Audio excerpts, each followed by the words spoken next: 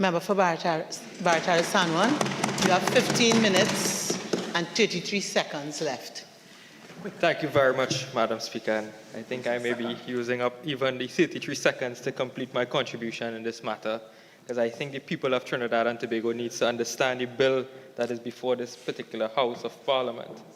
And Madam Speaker, before we went on the break, I was on the point of the erosion and the dilution of the powers of the Director of Public Prosecutions.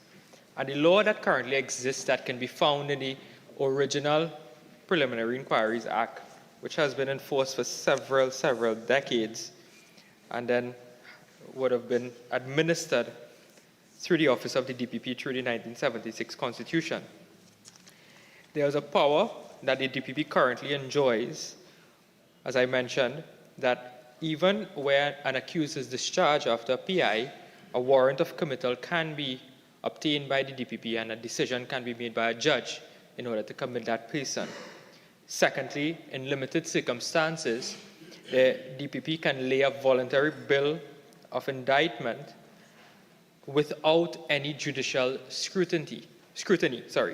And then the third is that the DPP can also commit an accused person on any indictable offense that is disclosed by the deposition. And I think all of us in this Parliament and who would have gone through the Hearing Law School will be familiar with the famous case of Jagisa and Bola Nandlal in terms of the DPP's powers and the powers of a magistrate when sitting as an inquiring magistrate. And those three powers that I outlined here, Madam Speaker, those three powers are now removed by this current bill. Under Section 6, which is amended, it allows the DPP to prefer indictment, yes, as a voluntary bill of indictment under limited circumstances. But as the Attorney General said, according to Section 19 of the Act, even those voluntary bills of indictment will be subject to judicial scrutiny. They will be subject to judicial scrutiny, meaning that they will have to still undergo the initial hearing and the sufficiency hearing. So when the Constitution gives the DPP a power to institute criminal charges, as I mentioned before, the filing of an indictment in the criminal court in the Assizes Criminal Division is the initiation of a criminal matter against an accused in the High Court. In this bill, what they're doing is removing that power of the Director of Public Prosecutions. And as I said, it is colliding with Section 3 of the Act. Section 19 and Section 3 are colliding with each other. Madam Speaker, even on the point of this bill has some issues with the drafting because there are provisions which are badly drafted. As I indicated, that there are two ways in which you can initiate a matter under this fast-track law as the Attorney General deemed it, either by complaint or by indictment. But when you read Section 19, which is being amended here, it says, a master shall hold a sufficiency hearing to determine whether there is sufficient evidence to establish a prima facie case of any indictable offense on an indictment. It only restricts the master from conducting that hearing on an indictment. What about those matters that were initiated through a complaint under Section 6(1)? It doesn't speak to that, and maybe I don't know, that might be an inadvertence in the drafting of the legislation. Because Section 6(1) indicates that any person, where a complaint is made by any person charging or alleging that an indictable offense has been committed by an accused, they will make an application to a master to issue a summons or a arrest warrant to compel the appearance of the person before them. And the form of that particular complaint can be found in the first schedule of the Act. And if you look at the first schedule of the Act 2, Madam Speaker, it will be found at Form 4. It talks about the complainant could be the state, the Commissioner of Police, even the Comptroller of Customs. So what about those matters in which those individuals would have initiated the matters? I don't know if that might be an inadvertence with respect to the drafting of this particular law. When you also look at Section 24, which also is being amended, it only refers to an indictment in terms of the discharge of the accused, not the complaint also. because it seems as though there are two separate streams in which you will initiate proceedings under this new piece of legislation. Madam Speaker, there's another very, very dangerous provision in this law, and I think I want to deal with it now, Madam Speaker, while I have a couple more minutes remaining. And that deals with Section 32B, which is a new section that is being inserted in this bill. And this, Madam Speaker, is a very dangerous provision, and it has history in it. And I'll explain the history in it also. The registrar may, on application or on his own discretion, any document filed or issued under this Act if anonymization is necessary for the protection of witnesses or accused. So what this is saying, Madam Speaker, is that the prosecution can file a witness statement in the courthouse and nobody knows the identity of that witness, you know. You don't know your accuser. The basic tenets of the criminal justice system, stemming back for hundreds of years, is that the accused must know his accuser.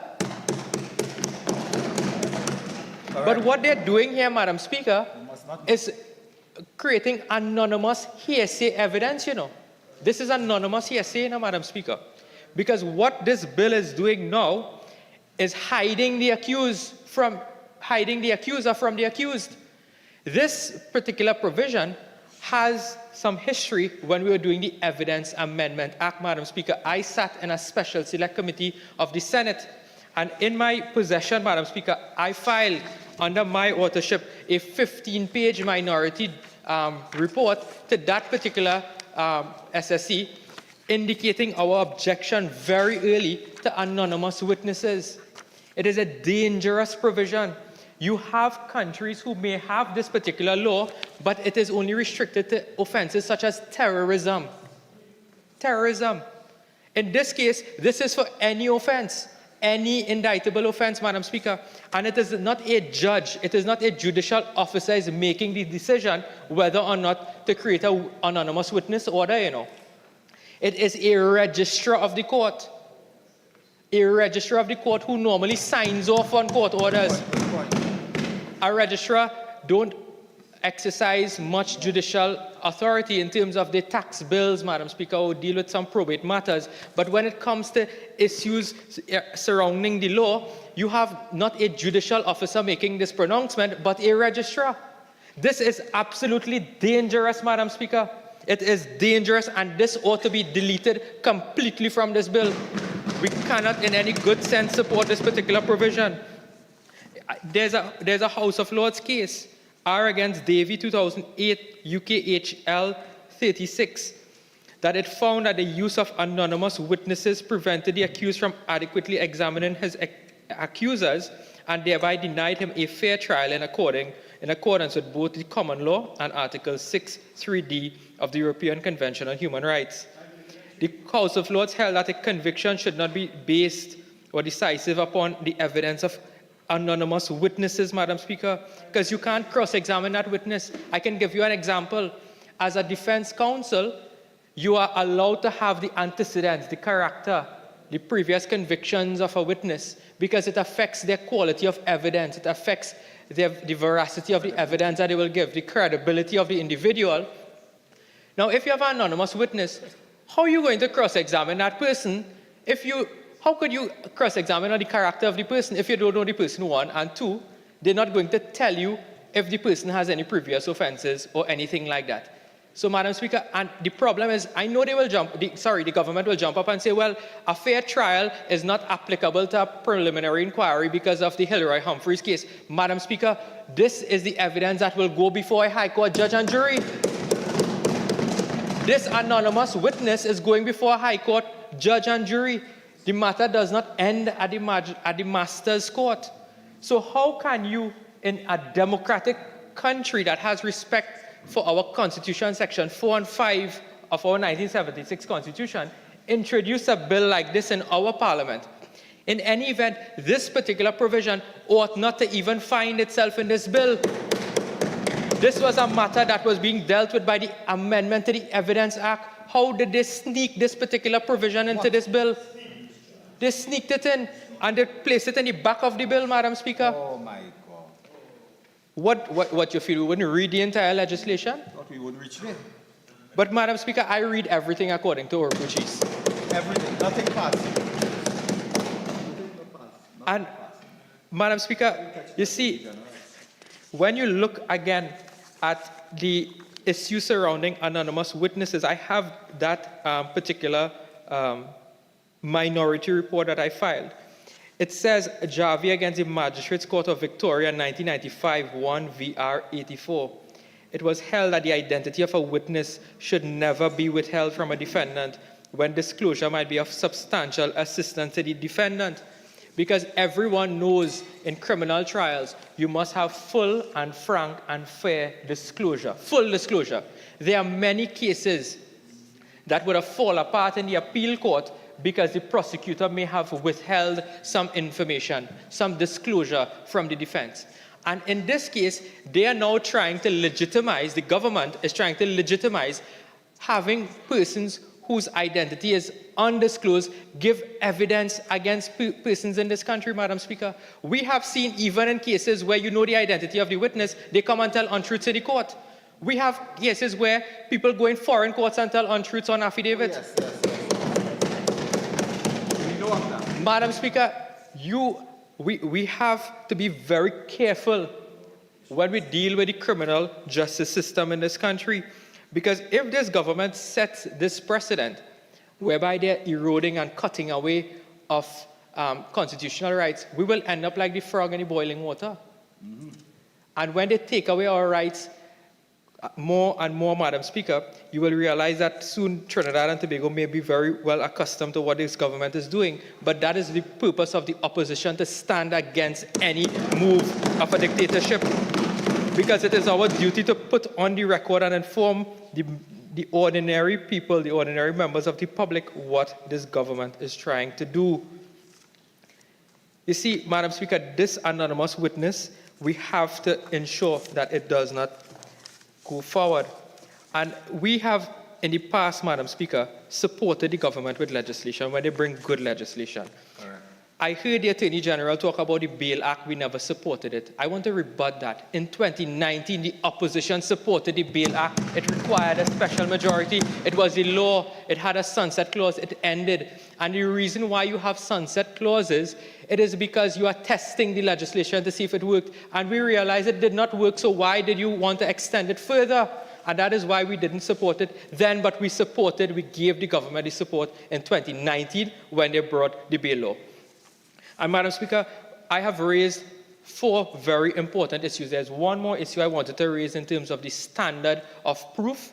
That is a matter one of my colleagues will deal with, because I realize I only have a few seconds or minutes remaining from my original time. But it was a point that I raised in 2019 when I was a senator, where I indicated that they need to change the standard of proof at Section 6 of the law that says, instead of grounds for believing, reasonable grounds for believing. And at the time, Attorney General Faris Al-Rawi did give the undertaking on the Hansard, which I have a copy of, that particular amendment will be made. So I'm hopeful that can be made. But Madam Speaker, that is just one change. There are many other changes that need to be addressed in this particular bill. And we are asking on this side that this bill, if they want our support, let us send it to a joint select committee for a full ventilation, full consultation, full deliberation of this, so that we can hear from the stakeholders, because this bill does not only affect the office of the DPP, it affects the TTPS, it affects the judiciary, it affects the criminal bar, it affects the public defenders, it affects legal aid advisory authority, Madam Speaker. They are wide-ranging stakeholders, and we need to hear their voice when it comes to this bill, because there are 4 important points, and one of my most fundamental issues is the erosion of the power and the interference of the power of the Director of Public Prosecutions with this particular bill, Madam Speaker. So, Madam Speaker, thank you very much for allowing me this opportunity to be heard, and I now look forward to hearing from my colleague opposite. Member for Port of Spain South. Madam Speaker, good afternoon. Madam Speaker, I am gratified to be able to respond and to join this debate. Madam Speaker, I would like to start to respond to the Honourable Member from Barataria San Juan by dealing with his points, and I'll deal with his last point first, the point of the anonymity of documents and Section 32B(1). Madam Speaker, it's important that we correct the Hansard, because what the Honourable Members are doing is trying to instill unnecessary fear and fear-mongering in the population of Trinidad and Tobago where there is no need to be. So let me start by reading. The registrar may, on an application or his own discretion, anonymize any document filed or issued under this Act if anonymization is necessary for the protection or safety of a witness or accused. The Honourable Member has forgotten to tell that to the Parliament. It is not just for the witness, but it's for the accused, both sides. To prevent serious damage to property. In case, Madam Speaker, I was very respectful and silent. I do not like the noise from that Spanish station I'm hearing. Thank you. So, all right, let's just try to give respect and render respect, okay? So, I don't know that we allow any language in here other than English, but if it is that... So thank you, Barata Stanwell, for helping. And Oropuchis, I don't know if you are the offender with respect to cross-talk, which made the member for Port of Spain South, make that comment. Okay, so let's invoke Standing Order 53 and allow the member to make his contribution. Members, be mindful of your volumes. Member for Port of Spain South. Thank you, Madam Speaker. In cases involving witnesses who the court considers to be vulnerable by virtue of age or immaturity of the witness, physical disability or mental disorder, trauma suffered by the witness's fear of intimidation, or the nature of the offense, including sexual offenses for which the witness is the virtual complainant, or in the interest of public safety. This is the making of good law for the order and the protection of all members of our society. But, Madam Speaker, this is what the Honourable Member on the other side did not say. In this section, anonymized and its grammatical variations have the same meaning as in Section 3 of the Family and Children's Division Act of 2016. Since 2016, the law has been in place for the anonymizing of documents and witnesses. There's no novelty in this, Madam Speaker, and I reject that submission outright as having no merit. And it does not dislodge Section 5(6) of the Evidence Act, which allows you to tell a witness, do you ever recall saying that is cross-examination for credit? It does not dislodge the ability of any attorney to challenge admissibility, to ask for disclosure, to ask for antecedents of the... And where is the prejudice? That's the first point.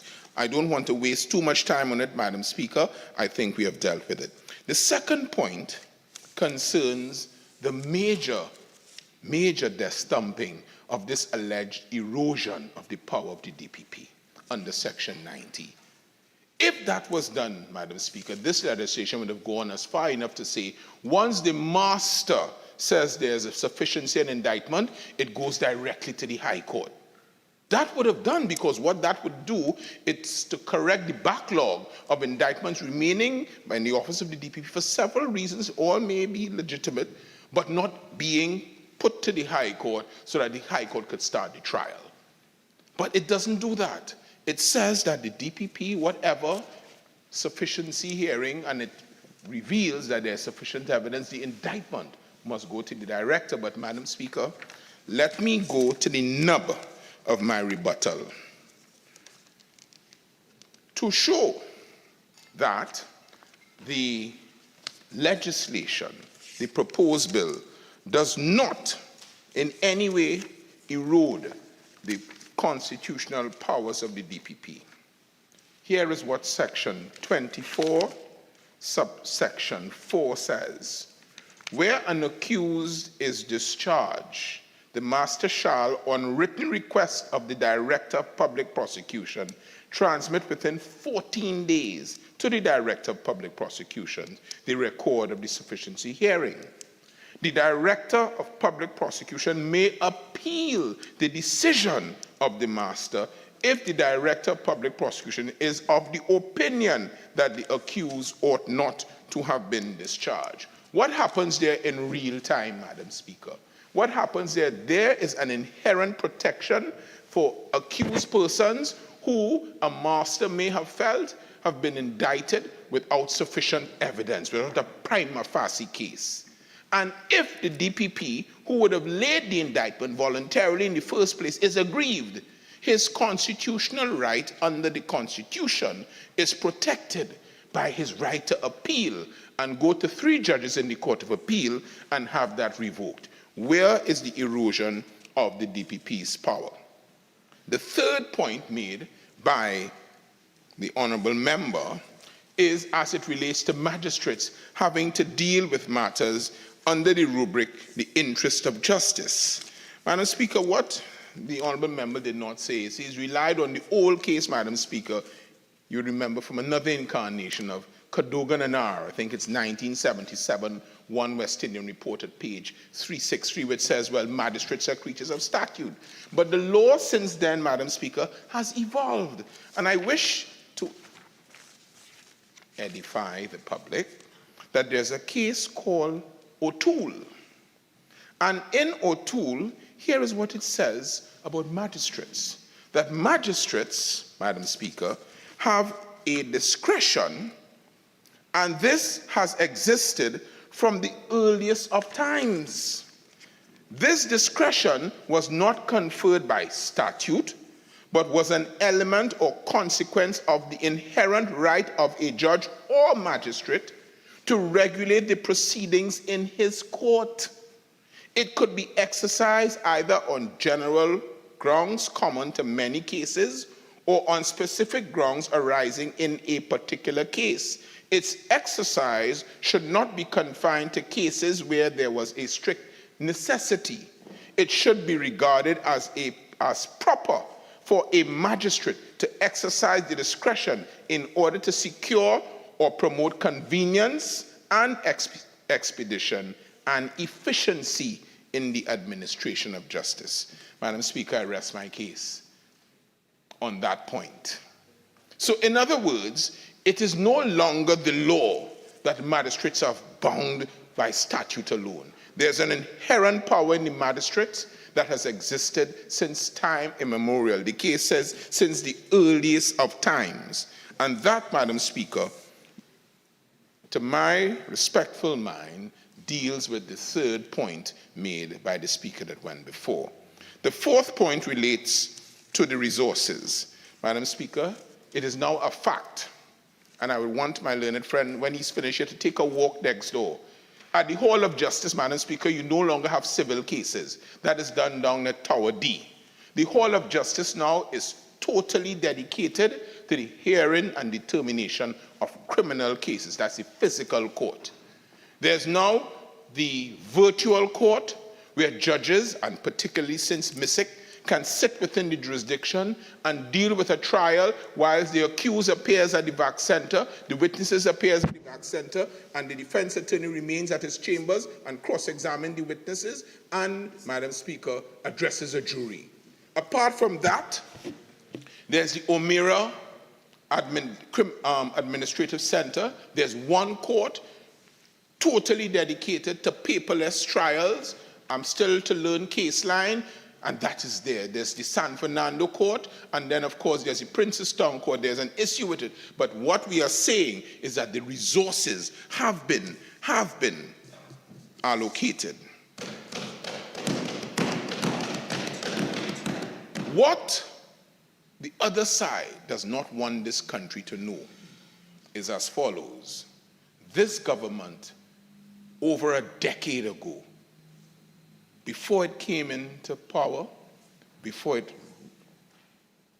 got the reins of government, recognized that there was an issue with the criminal justice system and it needed to be arrested and improved. And this bill is the culmination of that exercise in order to arrest the decline and the malaise in the criminal justice system. It is part of a slew of legislation that has started from 9 years ago. Firstly, this provision and the provisions in this bill works in tandem with amendments to Section 6 of the Criminal Procedure and Amendments, the Criminal Procedure Act. Firstly, a major concept is a person shall be judged by a judge alone, except if the person wants to be judged by a jury and the judge sitting, if it is in the interest of justice. The number of jurors is to be reduced from 9 in treason and murders, from 12 to 9, and 6 in other matters where it was 9 before.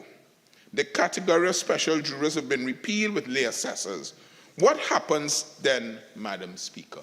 It means then that the resources to get the jury pool, to bring 12 people, sometimes 18 people, depending on how many alternates you have, that no longer is necessary because people require resources. Madam Speaker, jury requires lunch, they require space, they require sometimes, if they are sequestered, they require hotel accommodations, and that is at a cost. It is not for free. What this has done is to reduce the demand on the state for that amount of resources in order that those resources can be used in other areas. The legislation makes judge alone the first position and it's opposite to what exists now, because now jury trials is the first position. So there is a change, Madam Speaker, in the focus of this legislation as it relates to the strain on the resources of the government. And who is to say that 6 will not decide better than 9 and 9 will not decide better than 12? I've not heard an argument. These amendments, therefore, are all aimed, Madam Speaker. If you have a pool and you can share the pool with more, does not increase the amount of trials that can be had at the same time. Several times judges want to empanel, but they don't have enough in the jury pool. Madam Speaker, therefore, we are saying that we read the legislation in the context of other pieces of legislation that have been brought before this Parliament. The effect, Madam Speaker, of this piece of legislation also means that when you look, Madam Speaker, at the miscellaneous provision bill, and also when you look at the Summary Courts Amendment Bill, Section 64(2), which provides that where there are more than 2 complaints, you have to ask the defendant, well, do you consent to both matters being tried together? If the defendant says no, you know what happens, Madam Speaker? The same witnesses from the same event with the same evidence have to come to court and give one set of testimony. When that is done, the first thing you do, Madam Speaker, if the magistrate deals with that matter, under R.V. Goff, you must, and Porter and McGill, you must ask that magistrate to recuse himself or herself, because you could not have tried me on this issue and come back and try me again. So the case goes before another magistrate, and you do it over again. What this does is to take the ability of anyone to unnecessarily abuse the process of the court, and therefore there's no option. Once there's the same complainant, the same witnesses, the same series of events, even if there are different charges, they are to be held together. That is in consonance, Madam Speaker, with the effective administration of justice, and it's sibling to proper and effective case management. So therefore, that's the second piece of legislation that pulls this together.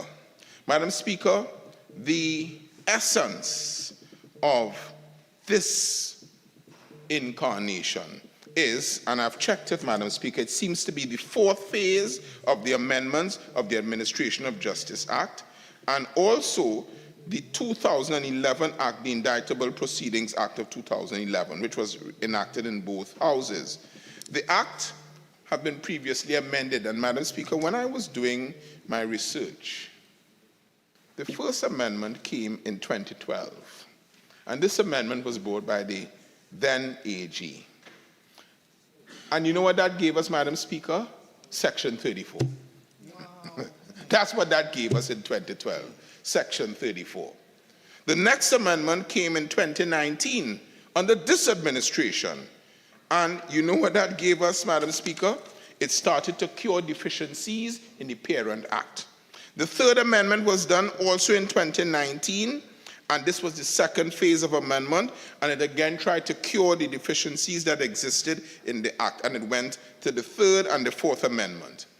An estimated 142,000 cases come before magistrates annually, with approximately 50 magistrates currently seated. The system is stretched beyond capacity.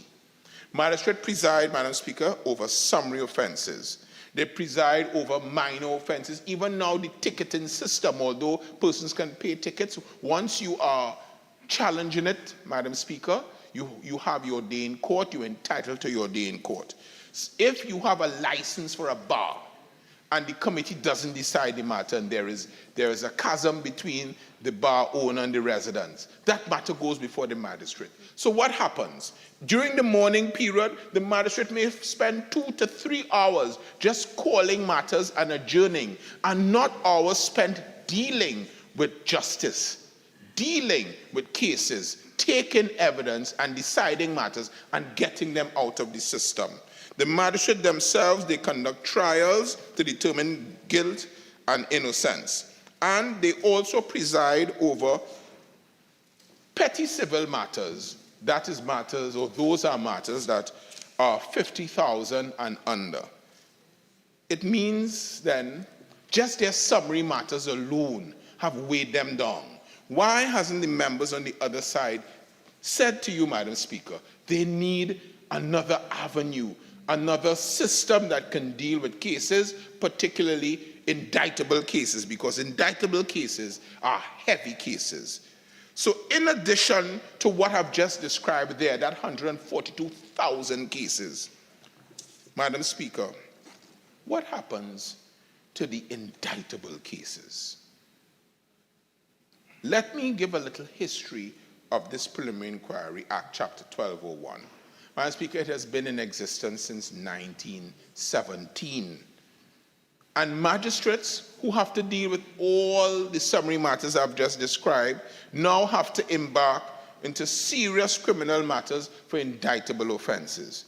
No wonder the system is how it is now. How can one magistrate, how can the 50 magistrates do all of that? That is why, because of the heavy weight of the cases falling within the purview of the magistracy, because, Madam Speaker, every preliminary inquiry, every indictable matter starts at the magistrate's court. And the resources are limited. And having to deal with these thousands of criminal cases, they will just languish. There's just so much you can do in one day. And the language, that is why the member for Barataria Salmon could say that a man was just sentenced for the killing of his wife in 2010, 13 years before, because most likely, Madam Speaker, that matter would have taken 5 years in the magistrate's court at the PI, 2 years to be committed on the indictment, and 5 years to be had as a trial in the High Court. What this system is trying to do is to remove that waiting period, to truncate it, to let matters move through the system more timely. The situation, Madam Speaker, can be exacerbated in this regard. We know now that you can secure bail for almost most charges. Now you can secure bail for murder. But what about when an accused person cannot have access to bail and then has to languish in prison, most likely serving a term before the matter is determined? How come that issue was not addressed by any member on the other side? Because, you see, it means that if this system is introduced now in order to speed up the hearing of indictable matters, persons will be spending less time incarcerated under the presumption of innocence. Under the presumption of innocence. And not only are the accused affected, what about the victims? What about the victims and the accused persons in serious matters, fraud matters, sexual offenses matters, assault matters, grievous bodily harm? They are left in limbo. They are left in limbo in this long pre-trial period. And that, Madam Speaker, is why the criminal justice system is in dire need of reform. There is no real expediency. There is no efficiency because there are too many persons languishing in remand. Given credence to that adage, justice delayed is justice denied. So, when the Parent Act was brought to this Parliament in 2011, we now know what the main purpose was. When it was brought by the members of the other side, it was unanimously passed with the support of the opposition, the PNM. We supported it because we recognized then that this was an attempt outside of what was tried in the dark of night. We thought it was a genuine attempt to improve the criminal justice system. And the move to abolish preliminary inquiries, this is why we are here now, part of the purpose, was supported. It was supported then, and it is supported now, because the PNM is consistent and principled. And that is why it is being brought now and piloted in order to have it as a fait accompli. It was one of the rare instances where a piece of legislation moved through the House with a 3/5 majority needed for its passage and later proclamation.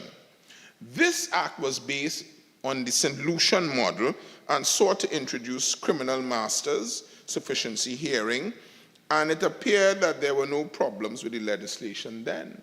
What is the problem with it now?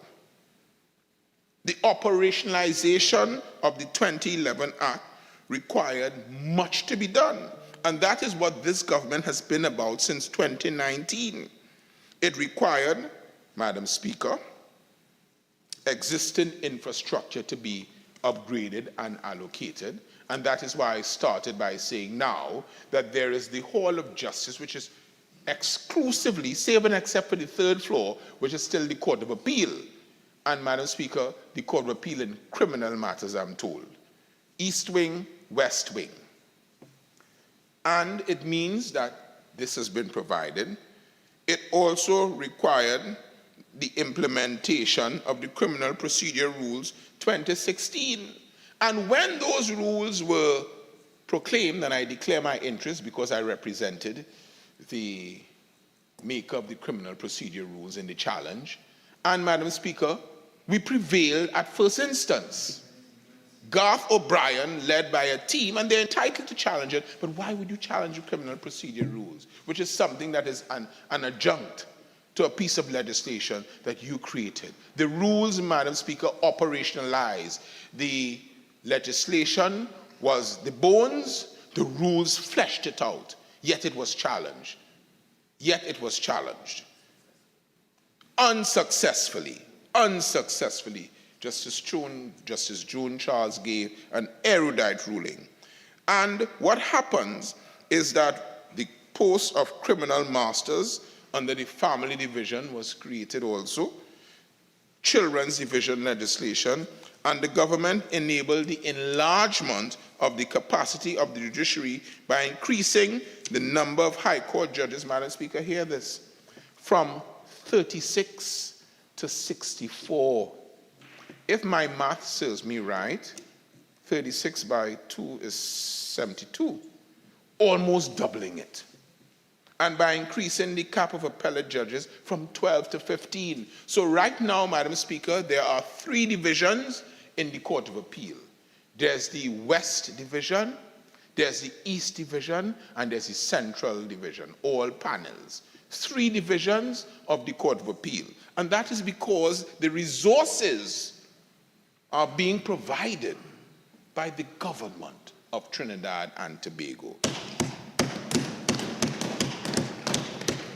In 2018 and 2019, further amendments were made to the 2011 Parent Act to address deficiencies where it did not take into account matters that are triable either way, hybrid matters. It did not contemplate that if someone was charged with both an indictable and a summary offense, just to name a few. The amendments that follows were done that affect the extensive consultations with the Criminal Bar Association, the Law Association, the Judiciary, the DPP, and the Trinidad and Tobago Police Service. And we sat for several months with the stakeholders. The effect of these discussions showed a requirement for further amendments in order to be able to abolish preliminary inquiries with a view to avoiding the hiccups subsequent to the implementation of the Parent Act.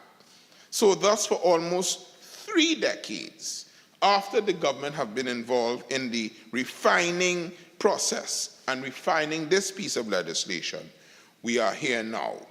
We are here now. And this 4th round of amendments to the Administration of Justice Indictable Proceedings Act, these amendments tend to try to eradicate the inordinate, tedious delays in the system.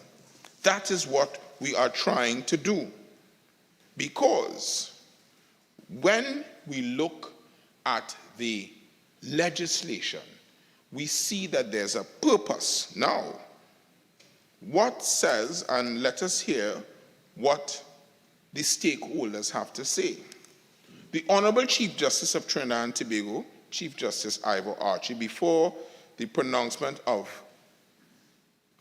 this act, at the opening of the law term 2008-2009 in September 16, 2008, said this: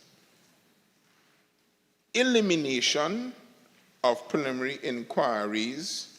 The system was inherited from the United Kingdom, which has since abandoned it without any sacrifice of fairness or justice. It makes the trial of indictable matters inordinately tedious and expensive, and exposes witnesses to the risks for longer than is necessary. There really is not any need for 2 bites of the cherry, and fairness can be assured by a system of appropriate case management. This is the head of the judiciary supporting in principle, well, not in principle, it goes beyond that. Member for Port South, you have 1 more minute of ordinary time available to you.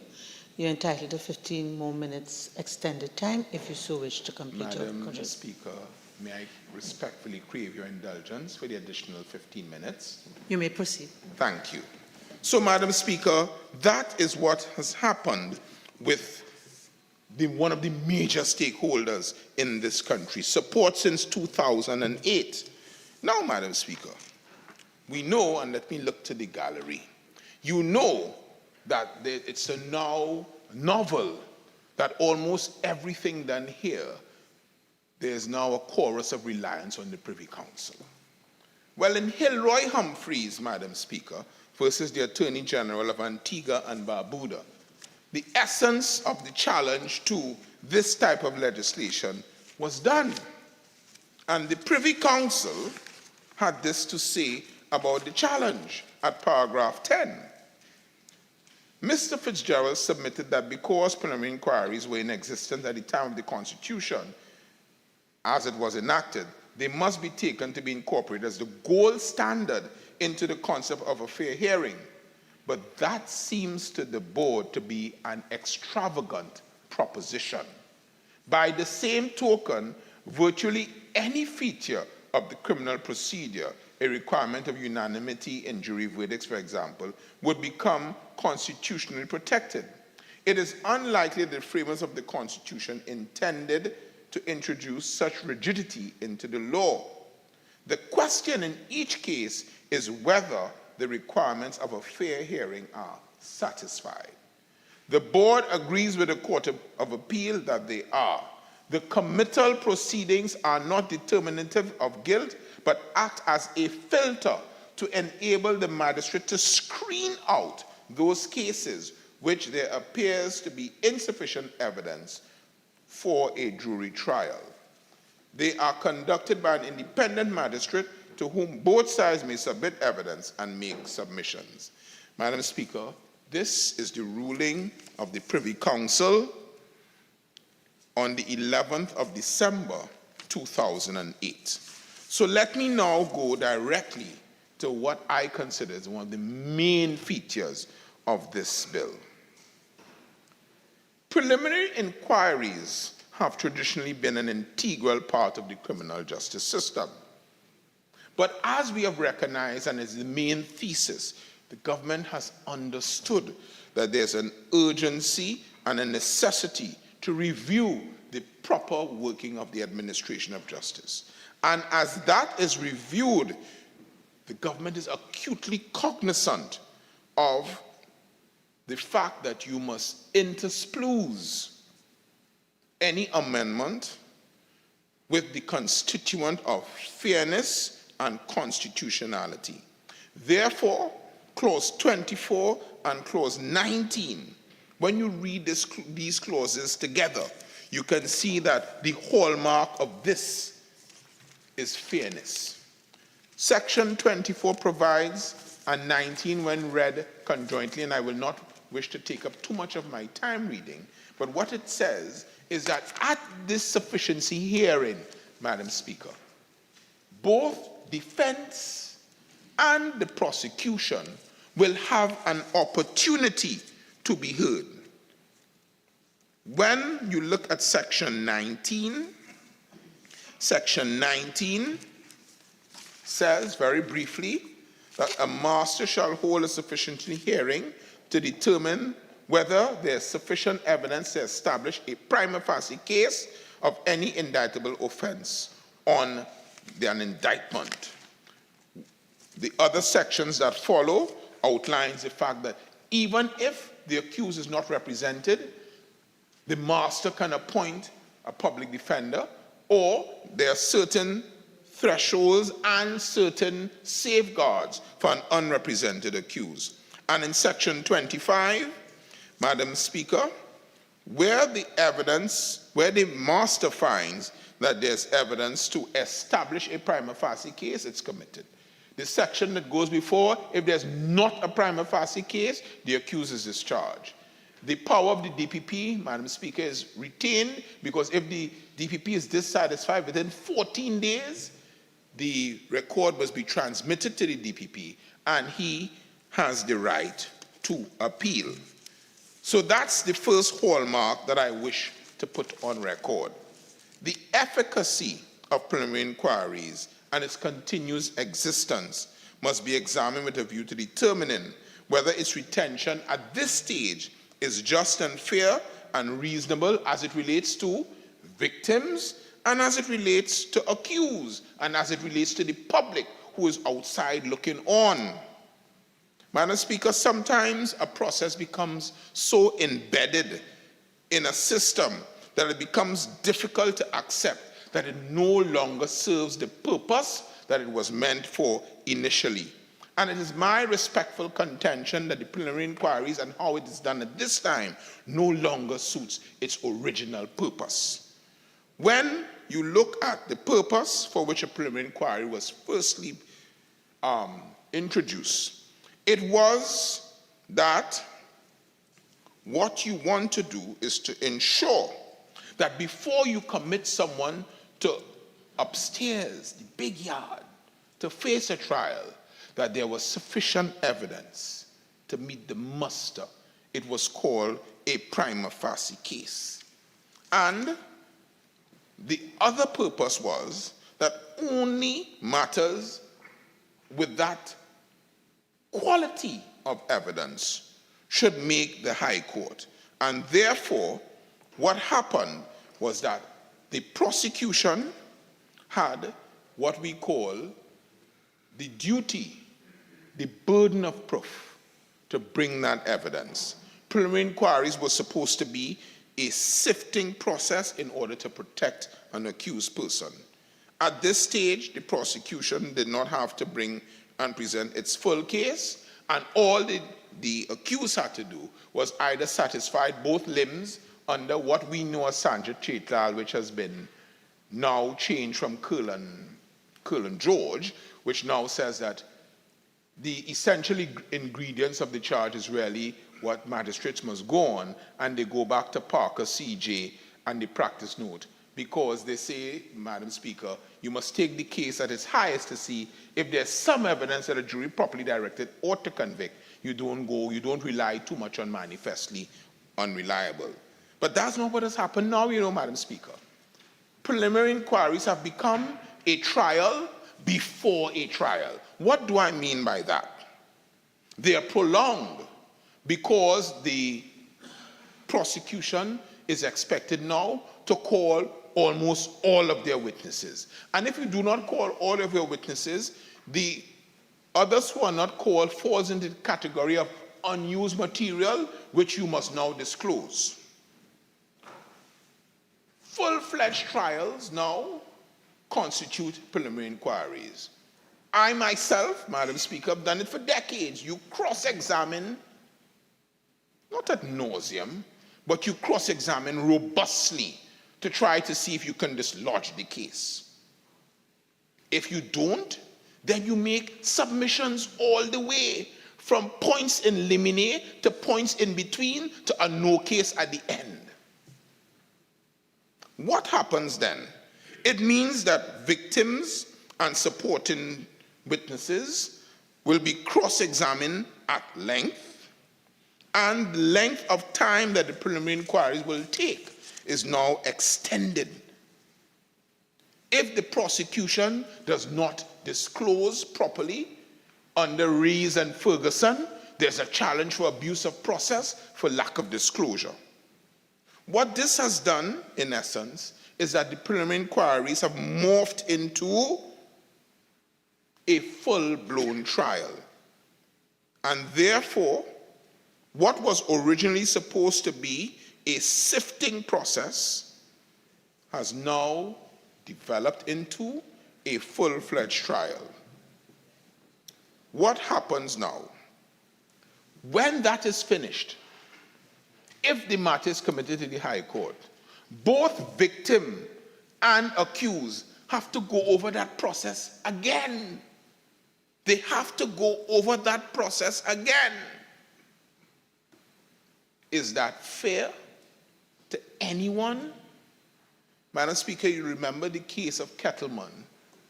I think that's 1968 All England Reports, where it says that a case hanging over someone is like the proverbial sword of Damocles, and the Damocles. Thank you. What does it mean? It means that you cannot have a case hanging over an accused and a victim, because both are affected and they have to go through the same process twice. Madam Speaker, that cannot be fair. But I come to the nub. when a preliminary inquiry is done as a full-fledged trial, what about the fees? Fees are due. The lawyer is not expected to work for free unless it's legally aided. And when it comes to the trial, the accused has to find another fee to pay the lawyer for trial. That's a legitimate consideration that I've not heard anyone who practices law address. It means then that there is a double financial burden on accused persons. The sufficiency hearing, although rightly, will attract fees, but not that, Madam Speaker, of a full trial, a full-blown trial, because the master has conduct of the documentation before him, he or she, and the attorney, both for the prosecution and defense, will determine by their submissions, Madam Speaker, on the evidence that's before the master, whether there's sufficient evidence to file an indictment. Madam Speaker, what can be wrong with that approach? My respectful view is nothing, because all the rights of the DPP are protected, and all the rights of the accused, all the constitutional rights that was bandied about by the Honorable Member for Barataria San Juan, they're also protected. This bill seeks now, Madam Speaker, how much more time do I have? You end at 6 o'clock. Madam Speaker, this bill seeks then to operationalize an attempt to transform and improve the criminal justice system. When the member for Barataria San Juan spoke about the erosion of rights of the DPP, did the honorable member not consider the erosion of rights of an accused person who could have a voluntary bill signed against him, an indictment filed against him, and there's not sufficient evidence? You cannot speak out of the both sides of your mouth. If you are for the defense of rights, you must be for the defense of rights. You cannot say, well, I defend the right, but oh, by the way, you're infringing on the DPP's right. This bill protects both sets of rights, because if the DPP is aggrieved, he can go to the Court of Appeal, and if the accused does not have a case to answer, he is discharged, Madam Speaker, because of the insufficiency of evidence. So what do we have here? We have a choice coming, Madam Speaker, when we vote on this. Because this is between right and wrong. Whether we want to join together as a parliament to try to improve the criminal justice system. Now, we are here for some time to come. We will see when the vote comes how it will go. And then when further debates come, they will say, oh, no, well, we didn't support it because you didn't go back to consultation. Madam Speaker, consultation from 2011. 11 and 9 is 20. And 10, Madam Speaker, that's over 13 years. What more consultation they want? Talk? 11 and 9 is 20. I thought I got it wrong. Madam Speaker, math was never my forte, and I remember Justice Appeal Kanglu saying that. 13 years of talk. Now the time for talk is over, and Madam Speaker, we have to act.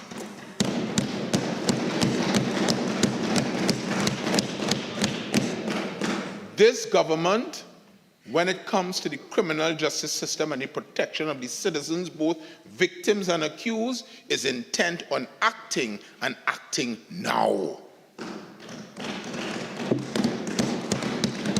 This bill, not in its incarnation of the other bills that were made in the still of the night,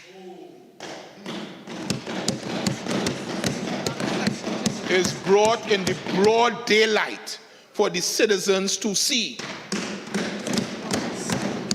There is no ad hominem here to protect anybody. We protecting the whole of Trinidad and Tobago, because we are here to serve Pointe-à-Pierre, Naparima, Barataria San Juan, Superior, and all those who are engaged in activities gun-related or not. Look, Naparima can't help himself. He drew his gun. My colleague is affecting us. If you can reduce the, what is the decibel? I know we didn't say Oropuch. Oropuch, you too. Member, Don't feel left out. Softly. your speaking time is now expired. Oh, that. Member Carlos Sancho.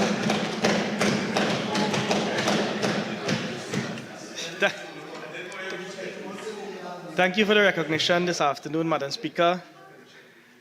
As I'd like to add my voice to the bill before us, entitled the Administration of Justice Indictable Proceedings Amendment Bill 2023. Madam Speaker, at the onset, I would like to endorse all the comments coming from this side of the House this afternoon in respect of this bill.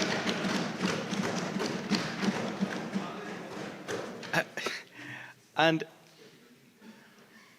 Madam Speaker, as we get into the bill, there's one particular point which I think Barataria Sanwan was very clear about, which my colleague for Port-au-Prince South failed to answer. And maybe when the Attorney General, Honorable Attorney General, winds up this debate, he will be able, the Honorable Member, Attorney General, will be able to provide some clarity in respect of that. Madam Speaker, Barataria Sanwan was quite pellucid in saying that in respect of Section 4 and the factors to be considered when the magistrate determine whether the case is to be determined in accordance with the Act. This is with respect, Madam Speaker, the cases which are existing at the time, whether they should be, what is to happen with those cases. He was clear to indicate at 4.2b, it says in interest of justice and fairness to the parties. And he asked, Madam Speaker, for the government to indicate what are the factors that that magistrate ought to consider when making that determination. Many of our practicing lawyers in here have borrowed, and that member, Madam Speaker, borrowed from the civil arena, what pertains in the civil arena, and he was trying to bring it to the attention of the honorable government if they are to listen. But we know they will not listen to the opposition because it is good ideas and they lack the depth to agree when we bring good amendments to the legislation that they are provided to this Parliament. So, Madam Speaker, that is the first point. In respect of my friend, Port-au-Prince South, I want to let him know that the Civil Court of Appeal, they still meet at the Hall of Justice. So, I want to edify you there, Honourable Member. So, Madam Speaker, as I get into my substantive debate, I want to let you know that this has been the fourth amendment, or the fourth amendment bill, which has been brought to this House in the last 5 years, this being the fourth. And we are nowhere closer, Madam Speaker, or anywhere closer to getting rid of these PIs. And I could, in my preparation for this afternoon debate, Madam Speaker, I could picture San Fernando West, Honourable Member, coming and ramaging about how many, they've moved the civil courts from the Court of Justice to the waterfront. I've heard that story so many times. It's now a cliche in my mind. How many times that has been repeated by San Fernando West about how many masters have been appointed, about how many new judges have been appointed. I could tell you, if San Fernando West was coming this afternoon to this debate, he was going to say that. Because this is the fourth amendment in 5 years. So, for me, in my mind, this does not get us any closer to getting rid of PIs, Madam Speaker. Yet again, this PNM government is simply forcing the passage of legislation without putting the necessary resources and support mechanisms for the laws to take effect. In other words, all talk and no action. I wish to refer this Honorable House to the Hansard of the 17th of May 2019, when the Administration of Justice Indictable Proceedings Amendment Bill No. 2 was debated.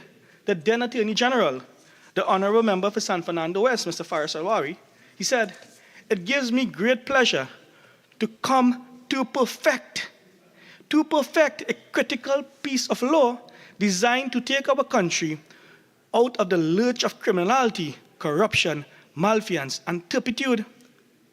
Today, he described it as rock and roll. Back then in 2019 was perfection. What happened to your perfection, Honorable Member, in 2019? If it was so perfect in 2019, why are we here again in 2023 perfecting your imperfections? Why are we here? Well, it seems that the present Attorney General is really here to perfect your imperfections. But we have grown accustomed to pretty suits and to no substance from the former Attorney General. Madam Speaker, let me let you know that it was the UNC, by Act number 20 of 2011, the Administration of Justice Act, Indictable Proceedings Act, which was assented on the 16th of December 2011, which first brought this piece of legislation, the Parent Act, before this Parliament. Since 2018, this PNM government has brought amendments after amendments after amendments after amendments.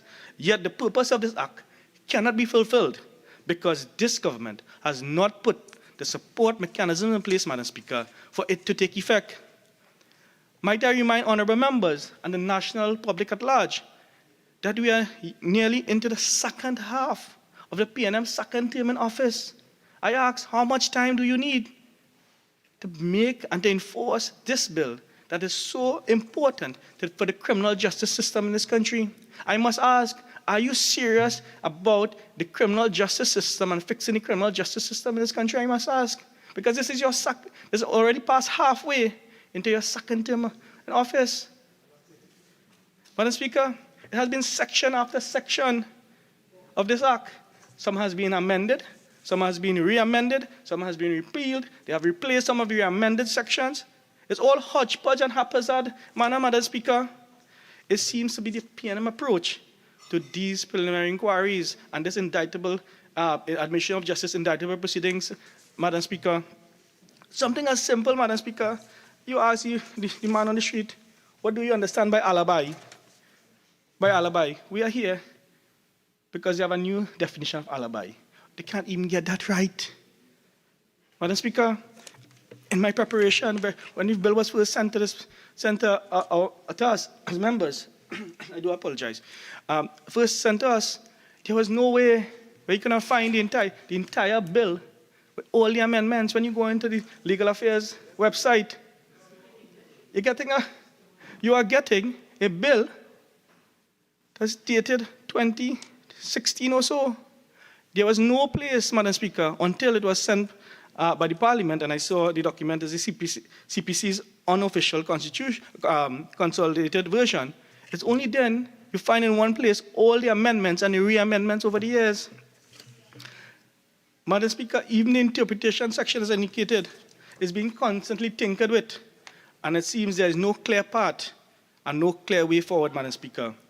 Madam Speaker, since 2018, Sections 3, Sections 5, Section 6, Section 7, Section 8 have been amended and re-amended 4 times. There had been amendments and re-amendments of Section 11, 12, 13, 15, 18, 19, 20, 21, 27, and 32. There have been new insertions, including a new Section 8A, 26A, 26C, 28A, 28E, and these new sections have also been amended and in some cases re-amended. This PNM government seemed not able to get their act, or rather say this act together. And you know, Madam Speaker, during the 2011 debate in this House, the honorable member for Diego Martin Northeast had the gumption to boast that it was the PNM government that first drafted the Administration of Justice. One, the contemplation of this type of legislation wasn't even in existence in 2011. And if the member could speak English, it would be appreciated. Okay, so on the latter point, let's exercise some tolerance and not make personal reflections. Okay, so member, I'm giving you some leeway to get into, I think you've painted an overall picture, and now let's condescend on what is before us. Thank you, Madam Speaker. Madam Speaker, I know that if the former person, Port of Spain South, indicated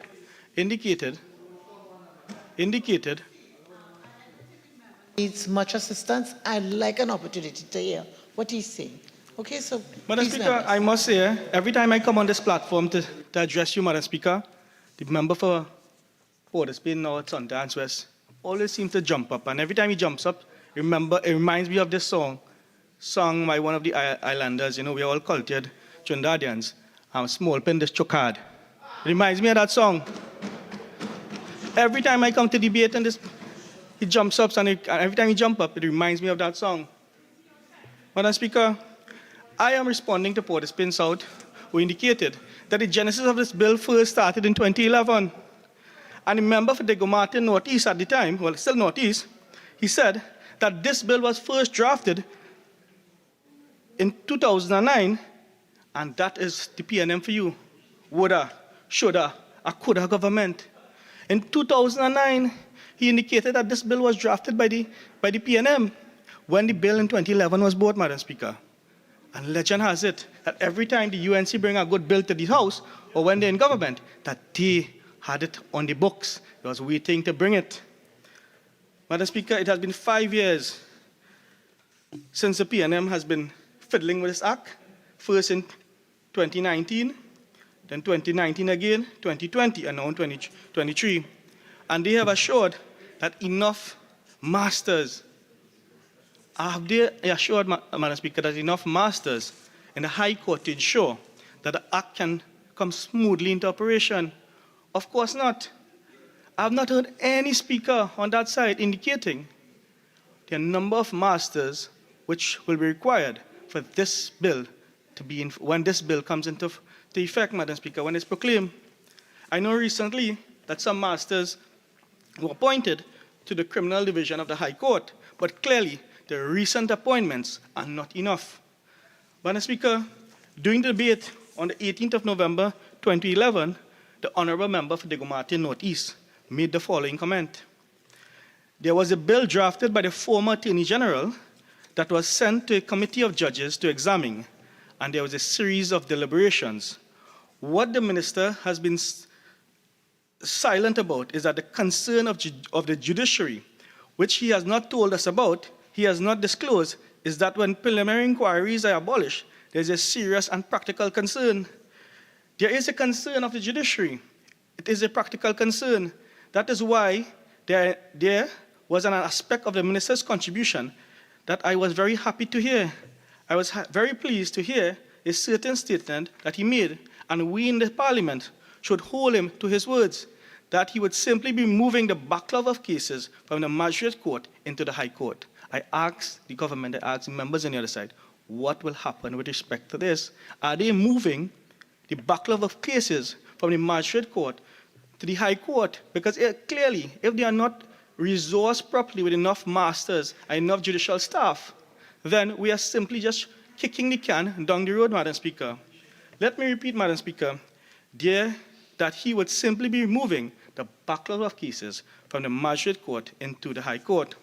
So, Madam Speaker, when the Honorable Attorney General spoke on the 5th of June this year, and he said, as of March 2023, there were approximately 37,933 pending indictable matters at the district courts, meaning the magistrate courts, and that to add this number is an average of 8,835 indictable offenses filed annually, which now joins the queue of the 37,933 pending matters. It seems that this 40,000 plus matters will simply be removed from the magistrate court and put into the, from the magistrate into the high court to a master, from the magistrate to a master. At present, there are 12 magisterial districts in Trinidad alone, and in all of these courts, there are at least 2 magistrates who hear indictable matters. That's at least 24 courts and 24 magistrates moving to 2 high courts. Madam Speaker, to date, we do not know how many masters have been appointed and will be appointed to deal with this 40,000 plus matters that we have taken from the magistrate court and we are now putting to the high court when this act is operationalized. And we await to hear the government's plan in respect of treating and dealing with the backlog that we have in respect of indictable matters and the backlog that pertains in the criminal justice system. Madam Speaker, under the People's Partnership Government, it was proposed that the High Court complex be built at Trin City, at Sani Grande, Castlefield, and Siparia. But of course, the PNM government has shelved these plans and again congesting Port of Spain and San Fernando. Everything is about Port of Spain and San Fernando. We have proposed plans, the People's Partnership Government, that is, for courts to be built throughout the country. So when we come to operationalize this... Standing Order 48.1, please. Thank you. So, member, I want you to tie it quickly in to what you intend to really contribute to this bill. Okay, so quickly tie it in, please. Certainly, Madam Speaker. We have been told that this bill will be a rock and roll, as described by the member for San Fernando West, meaning that this bill will create a resounding effect in the criminal justice system. And we are simply asking on this side, Madam Speaker, what are your plans? What are your plans to operationalize and bring this bill into effect to clear the criminal justice system of the backlog that it has? We know, Madam Speaker, since the law was perfected in 2019 by the member for San Fernando West, how ready we were to abolish preliminary inquiries. Quite now, very clearly, Madam Speaker. But again, we are in this House debating an amendment in a PNM gimmick exercise, I would say, Madam Speaker. On the 5th of June, the Honourable Member, Honourable Attorney General, made the following statement. Critically, it is well known that the work of conducting PIs is shared between the Office of the Director of Public Prosecution and the Trinidad and Tobago Police Service. So in respect of the DPP's office, the recent public rift between the DPP and the Honourable AG has blown the lid on how understaffed and ill-prepared the office of the DPP is presently. Madam Speaker, Standing Order 55(1)(b, that issue has been ventilated by every speaker opposite. And I think I will have to accept the invitation, okay, with respect to tedious repetition. I think, member, if you're dealing with resources, I believe resources has been dealt with extensively with almost every speaker since the debate began. So I'll invite you to go on to another point, please. I am so guided, Madam Speaker. Madam Speaker, let me just indicate from what the Attorney General indicated that this work has to be shared between the Office of the DPP and the Trinidad and Tobago Police Service. I don't think I've heard from members on this side or on that side talk about resources in the Trinidad and Tobago Police Service. I stand corrected, Madam Speaker, if it's so. If you're going on to talk about the Trinidad and Tobago Police Service, sure, but you weren't doing that before I stood. Okay? Yes, please. Right. So what I was trying to say, he basically said, Madam Speaker, there are two arms. The DPP office need to be operationalized, and the Trinidad and Tobago Police Service needs to work in tandem. So I'll just quickly say that we have traversed, and it has been traversed, with respect to the shortages at the DPP office. Now I go on to the police service, just to give the listening public the context in which the debate is going. Where is the police service in terms of upgrading their court and process branch? Anyone who practices in the magistrate court knows all too well the problems that police prosecutors face. Many officers have to use their personal devices for court. Many prosecutors do not have proper scanners to facilitate electronic filing. Many prosecutors do not even have updated software to allow for the combining of editing of Word and PDF documents. Madam Speaker, Clause 4 of this bill provides for redefinitions of audio recording, video, and provides for electronic filing. Any defense attorney who practices in a magistrate court will tell you the nightmare that the prosecution disclosure and delays are involved. At the recent boast from the honorable member for San Fernando West about the criminal procedure rules is of no assistance, as there is no sanctions, Madam Speaker, in rules and for barring a booth. The court can do nothing to prevent delays. So what we are simply doing here, Madam Speaker, by this bill, is exporting from those on the magistrate court to the high court if these resources, if these institutions are not resourced properly. And that is what the government is doing. They continuously put the cart before the horse. Why are we fixing legislation and not fixing the support mechanisms needed for the legislation to work? Why are we doing that? And, Madam Speaker, in 2011, way back then, the member for Diego Martin Northeast told the Honorable House this: I had the opportunity to look at a report done in cases in the magistrate's court recently. If my memory serves me correctly, he said, they have 10,000 new cases per year. Some number like that, a significant number of which have the requirements of a preliminary inquiry. So that once this bill is passed, we are going to have a situation where thousands, not hundreds, thousands of cases are going to arrive in the High Court. This is why I'm holding the minister to his words. I took careful notes where he said that the bill had a proclamation clause. I am glad he referred to this. Let me quote him directly. He said, once all the procedural and administrative mechanisms are in place, the bill will be proclaimed. I am talking the minister at his word that this legislation will not be implemented until the necessary systems are in place, so that we do not have a situation where judges in the High Court are going to deal with thousands of cases. So they know all too well, Madam Speaker, what is required when they're in opposition. But when they reach the doors of government and the corridors of power, all falls flat, Madam Speaker. Everything, all ideas out of the window, no plan. The PNM government has been in government since 2015, and what we are doing to mitigate the fears of the honorable member opposition at the time, nothing, nada, zilch. Yet we come here to debate this legislation, the success of which, Madam Speaker, depends on the DPP and the TTPS. And, Madam Speaker, what about the Forensic Scientific Center, whose job is to analyze samples? It is still taking more than 1 year to get back marijuana samples, and it is in the same ballistic. And what about ballistic testing? So, Madam Speaker, those are some of the support mechanisms required to be working in a timely manner and an efficient manner for the proper functioning of this bill, which we are here to debate here before us, Madam Speaker. And the Forensic Science Center is not about bringing a 40-foot container, Madam Speaker.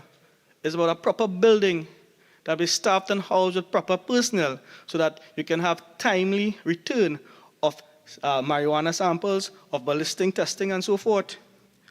So who are we fooling, Madam Speaker, by bringing this legislation, the success of which depend on so many external entities that are plagued with deficiencies? I hope my friend could help me answer that question. And you know, the honorable members will come and say that it's not their job to hire masters to fix the court and the process branch to hire staff at forensic and so on, in an attempt, and they will do so in an attempt, Madam Speaker, to pass the buck. Madam Speaker,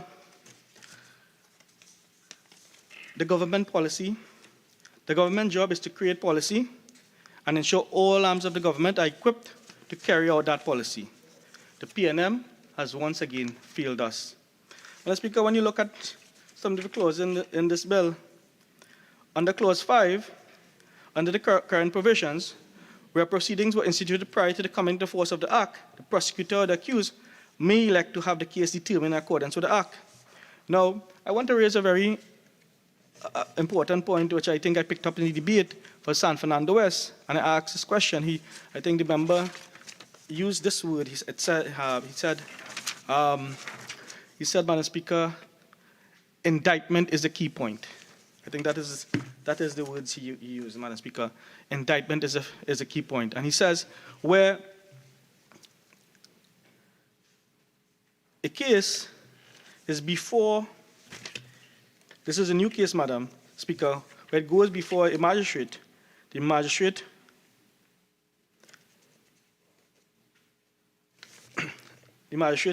because there's an indictment, the magistrate then has, these are for new cases, Madam Speaker, has to prefer the matter immediately to the master, Madam Speaker. That is my understanding. So, if, let's say, for example, someone is held on an indictable charge and the matter goes before the magistrate court, even though it might be an offense triable either way, because the words used, The words are, indictment is a key point. It is immediately referred to the master. Now, let us go on here now to see what it says with respect of what the master can do. In a sufficiency hearing, even when if the person is willing to say they are guilty, and it goes before a sufficiency hearing, the master has no power, according to this now, this act before us this bill before us this afternoon, Madam Speaker. It has to then go to a judge for sentencing. So let's follow the process, Madam Speaker. Someone who is willing to plead guilty before a magistrate because it's an indictable offense, they go before the master, transfer to the master's court. The masters then said, yes, the accused person will now be sent, because they have pleaded guilty, will be sent to a judge for sentencing in accordance with Clause 33, Madam Speaker. That is a waste of judicial time, Madam Speaker. If the person is willing to say or willing to plead guilty at the first instance, why are we then transferring them or that person to two other courts for sentencing? Madam Speaker, that is not fixing the criminal justice system. It is not.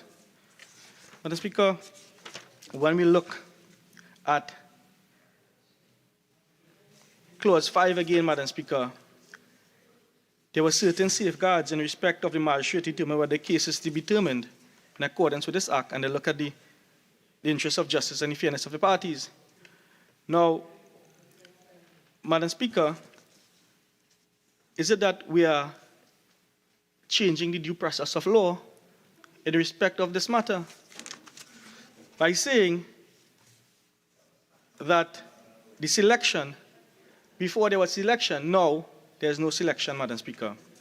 In respect of Section 24, prior, under the current Section 24, the DPP could apply to a judge if he is of the opinion that the accused person ought not to have been discharged.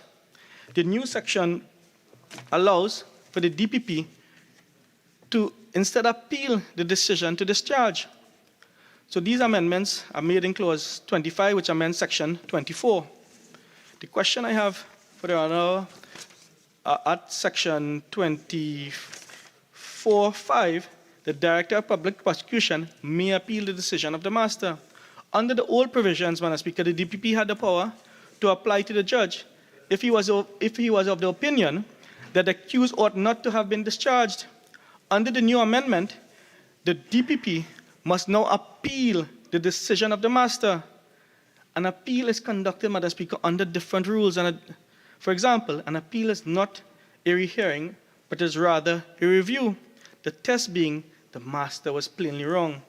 So, Madam Speaker, those are my comments in respect of some of the clauses in respect of the bill before us this afternoon for active consideration by members of the government. And with those few words, I want to thank you, Madam Speaker. Attorney General.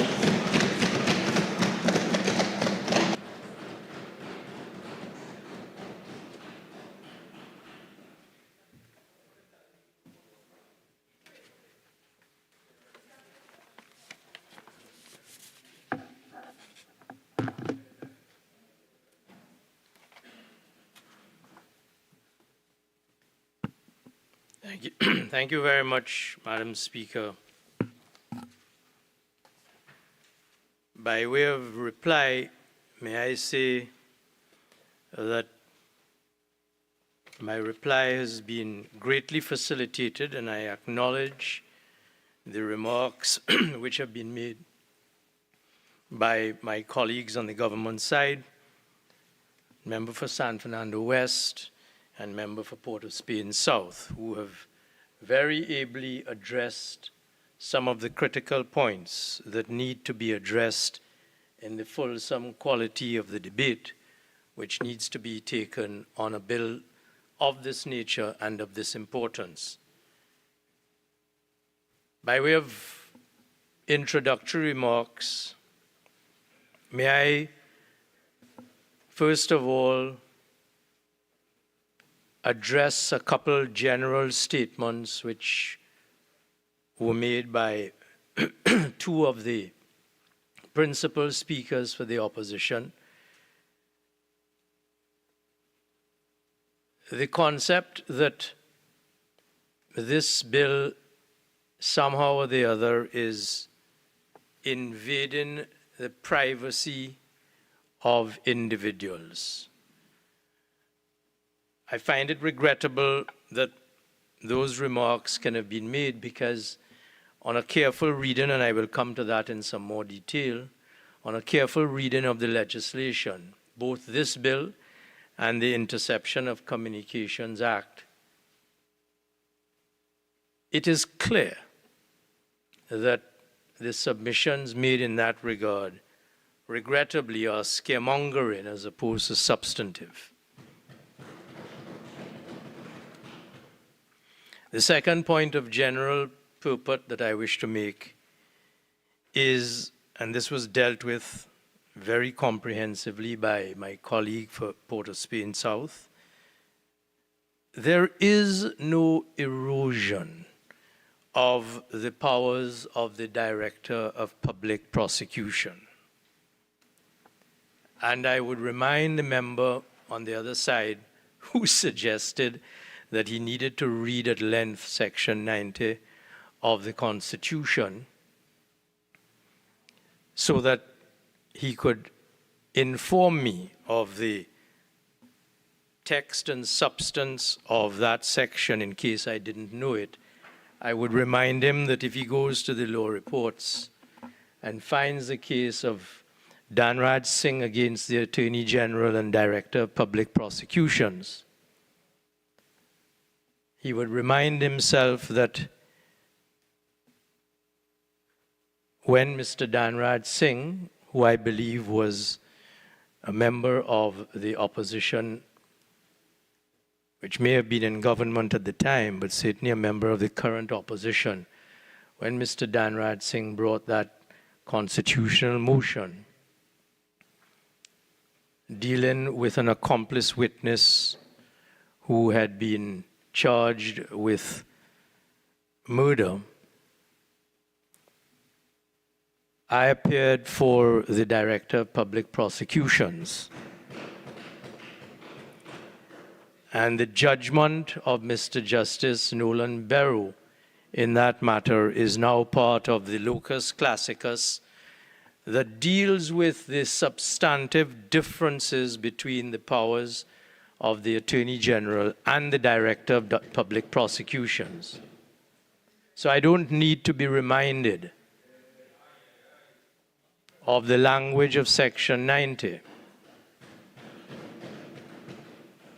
Nor do I accept in the least the other scaremongering point that has been made to suggest that this bill somehow seeks to erode the independence of the Director of Public Prosecutions. Far from it. And the member of Port of Spain South, as I had started saying, made the point very amply, and I will not repeat it except to just adopt the fact that throughout this bill, you will see that if one takes the time and the trouble to read it, that throughout this bill, the jurisdiction and independence of the Director of Public Prosecutions is preserved by allowing the Director to be served with notice of everything done by the masters once it is done, and reserving to the Director of Public Prosecutions a right of appeal under the Criminal Procedure Act to the Court of Appeal. So there is no question of the Director's independence being eroded. What this bill is about is to get all stakeholders in the criminal justice system to join hands and get shoulder to shoulder in moving forward our criminal justice system. The Director of Public Prosecutions, the police, the public defenders, the judiciary, all of whom have been consulted in the articulation, drafting, and passage of the bill which is before this House. So those are my two general comments, Madam Speaker. If I might just deal with a couple of the points which were made in the first instance by Member of Parliament for San Fernando. I beg his pardon if I get his constituency mistaken. Honorable Rambali. So Attorney General, just to assist you, that will be Chaguanas West. Chaguanas West. Thank you very much, Madam Speaker. If I might address in another place, which I am even still more accustomed to, I would have referred to the member for Chaguanas West as my learned friend. I have to call him by the name which he must be recognized by in this House. And I was about to say, Madam Speaker, that he spent a considerable amount of time on the term appropriate adult that is used in the bill that we are speaking about. But I reassure him that appropriate adult is properly defined and in fact is pointed to in the bill as being appropriate adult as defined by Section 3 of the Children's Act. And appropriate adult means a person 18 years and over who is a social worker, a welfare officer, justice of the peace, attorney at law for the child, any other responsible person with whom the child is comfortable. In the case of a person with a disability, the appropriate professional, but does not include, and then there are a number of exclusions. The short point is that appropriate adult is a person who accompanies a child in appropriate circumstances spelled out in the bill. So I put to rest the concerns that the member appears to have been deeply troubled by with reference to the term appropriate adult. And I will accept, when I went back to page 11 of Hansard, that the record of what I said, either through my fault by being less than clear or by the record itself, may have misled the member into thinking that appropriate adult intended something else. But it is very clearly defined in Section 3 of the Children's Act, and it is used, the language appropriate adult is used with that definition in mind. The wish that there would be better resources to accompany the sea change which this legislation is introducing was another point that was made by the member for Chaguanas West. And the member for San Fernando West dealt with it quite ably. And just by way of emphasis, the short point is that there has been, under the supervision of this government, of which I am very proud to be a part, over the last several years since this government took office in 2015. There has been a sea change of improvements, infrastructural, structural, and other changes that boost the criminal justice system.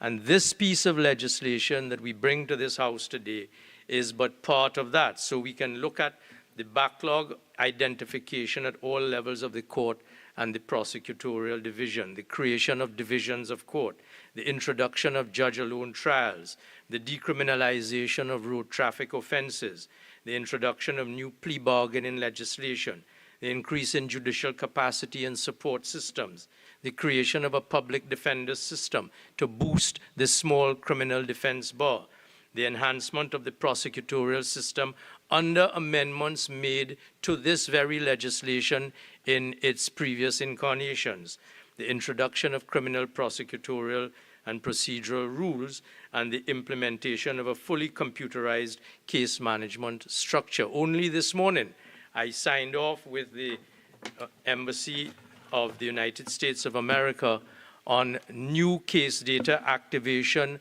equipment that is going to be made available to the Public Defender's Department of the Legal Aid Department of Trinidad and the Legal Aid Authority of Trinidad and Tobago. This government is committed to an ongoing increase in the efficiency and productivity of a fair trial system, of which this bill is just the latest in an ongoing process. If I may just turn, Madam Speaker, to some of the comments that have been made otherwise and address them. There is no question that the staffing of the DPP's office continues. There is no question that the DPP's office exists throughout Trinidad and Tobago, and the staffing and outfitting of that department continues.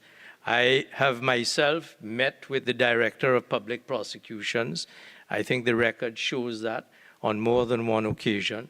I am not going to divulge the discussions that started and continue, both with me personally involved and through the agencies of other agencies and persons, but I can certainly give the confident assurance that it is my expectation that the improvements in the criminal justice system, which this bill is committed to, will include improvements in the office of the DPP with the active, ongoing cooperation of the Director of Public Prosecutions.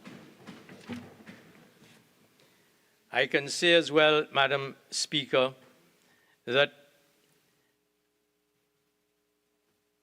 the issue of search warrants is one of the issues that has been raised and seems to have raised some concerns. I have already said in my earlier remarks that I am moving an amendment to address that, and that amendment will seek to ensure that where a search warrant is issued by a master on oath with respect to specific premises, to the extent that the master issues other search warrants in relation to persons who are occupiers of premises, the rigor and strictness with which Section 5.1 of the AJIPA bill before the House today, the rigor of Section 5.1 will apply by the amendment that I am proposing today to the other premises that are authorized to be searched on a warrant issued by the master.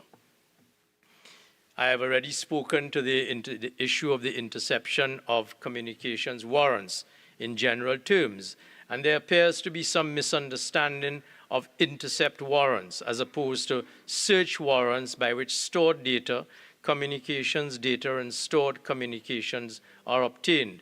This type of data, that is to say, this type of data in the form of stored data, communications data, and stored communications is to be distinguished from interception, to which this bill does not apply.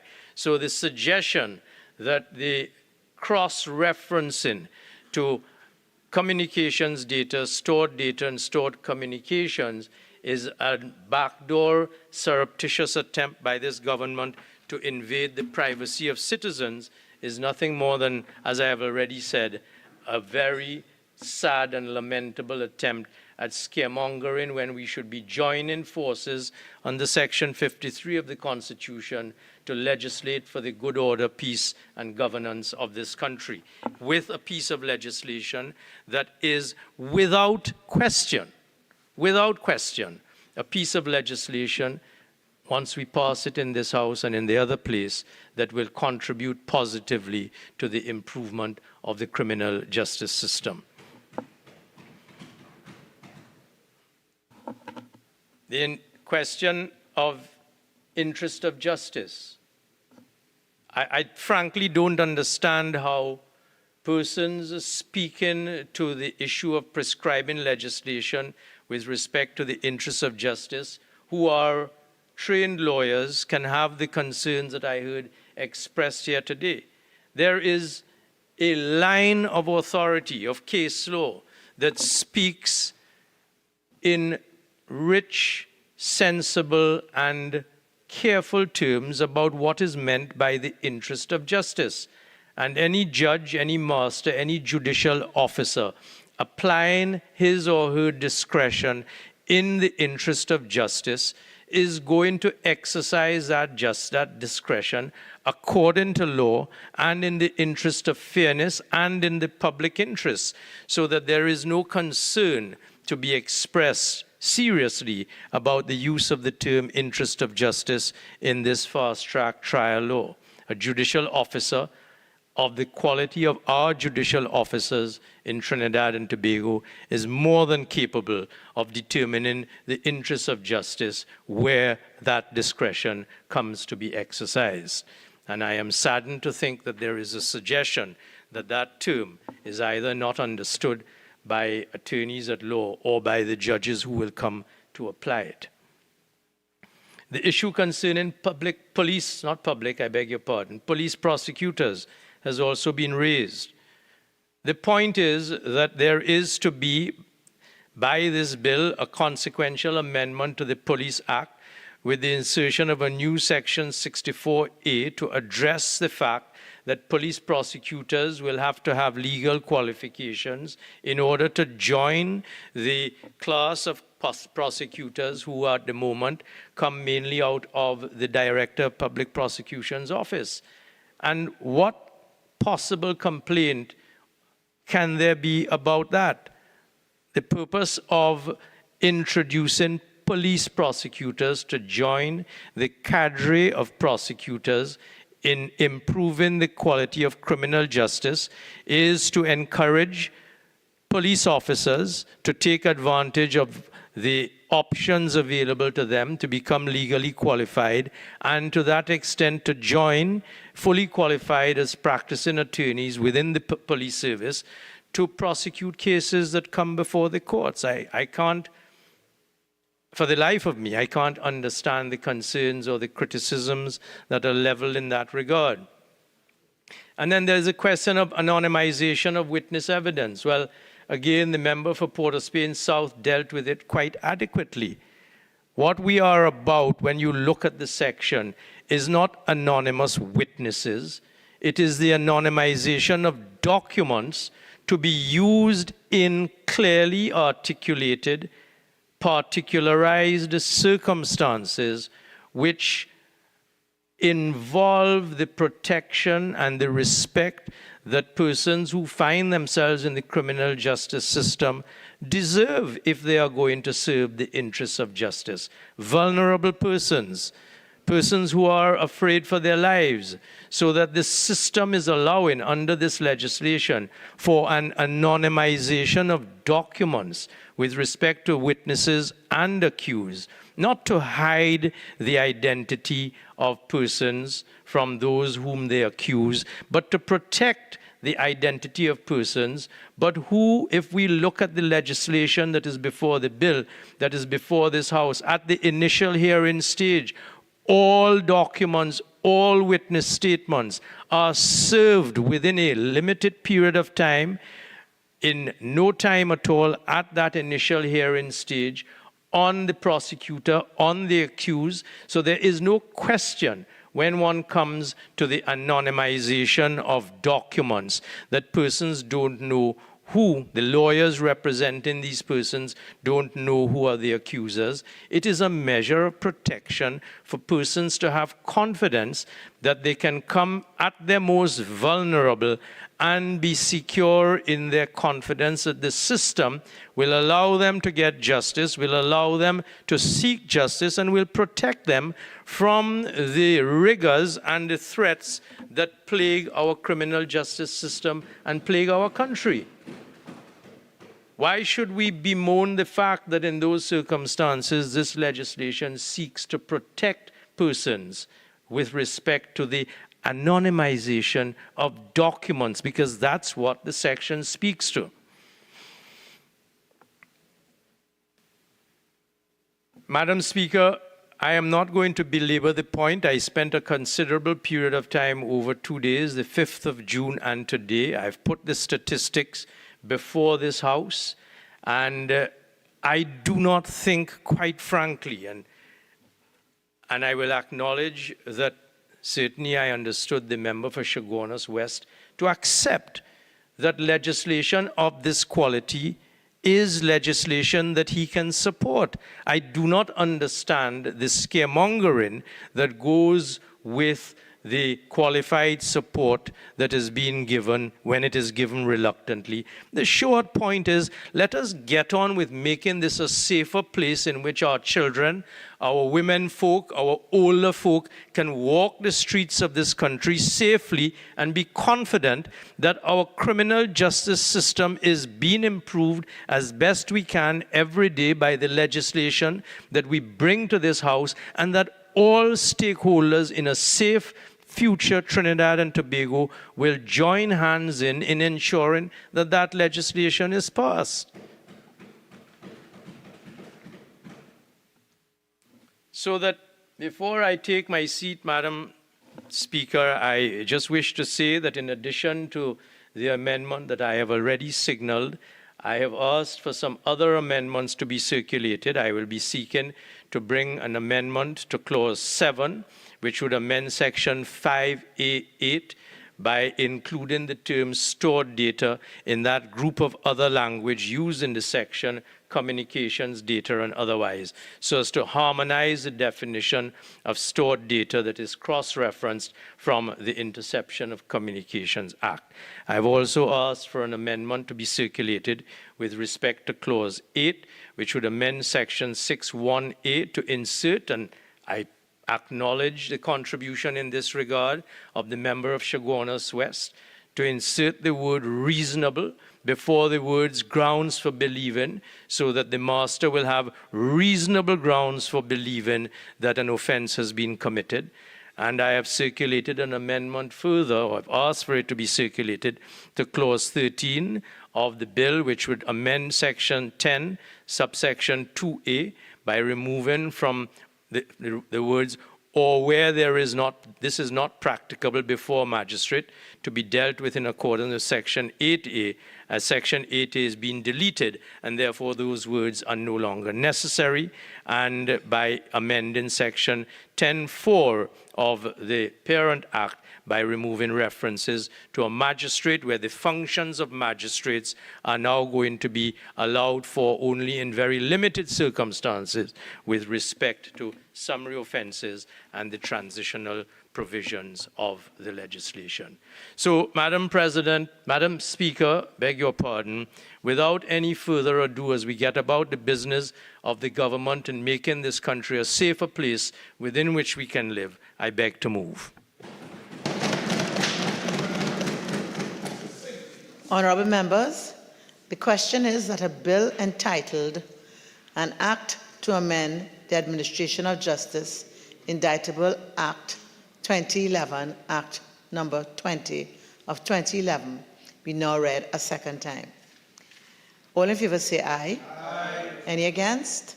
The ayes have it. A bill entitled An Act to Amend the Administration of Justice, Indictable Proceedings, Act 2011, Act number 20 of 2011. The Attorney General. Thank you, Madam Speaker. In accordance with Standing Order 68(1), I beg to move that the Administration of Justice Indictable Proceedings Amendment Bill 2023 be committed to the Committee of the Whole to be considered clause by clause. Honourable members, the question is that the Administration of Justice Indictable Proceedings Amendment Bill 2023 be committed to the Committee of the Whole to be considered clause by clause. All in favour say aye. Any against? The ayes have it. This House will now go into the Committee of the Whole to consider the bill clause by clause. This bill has 45 clauses.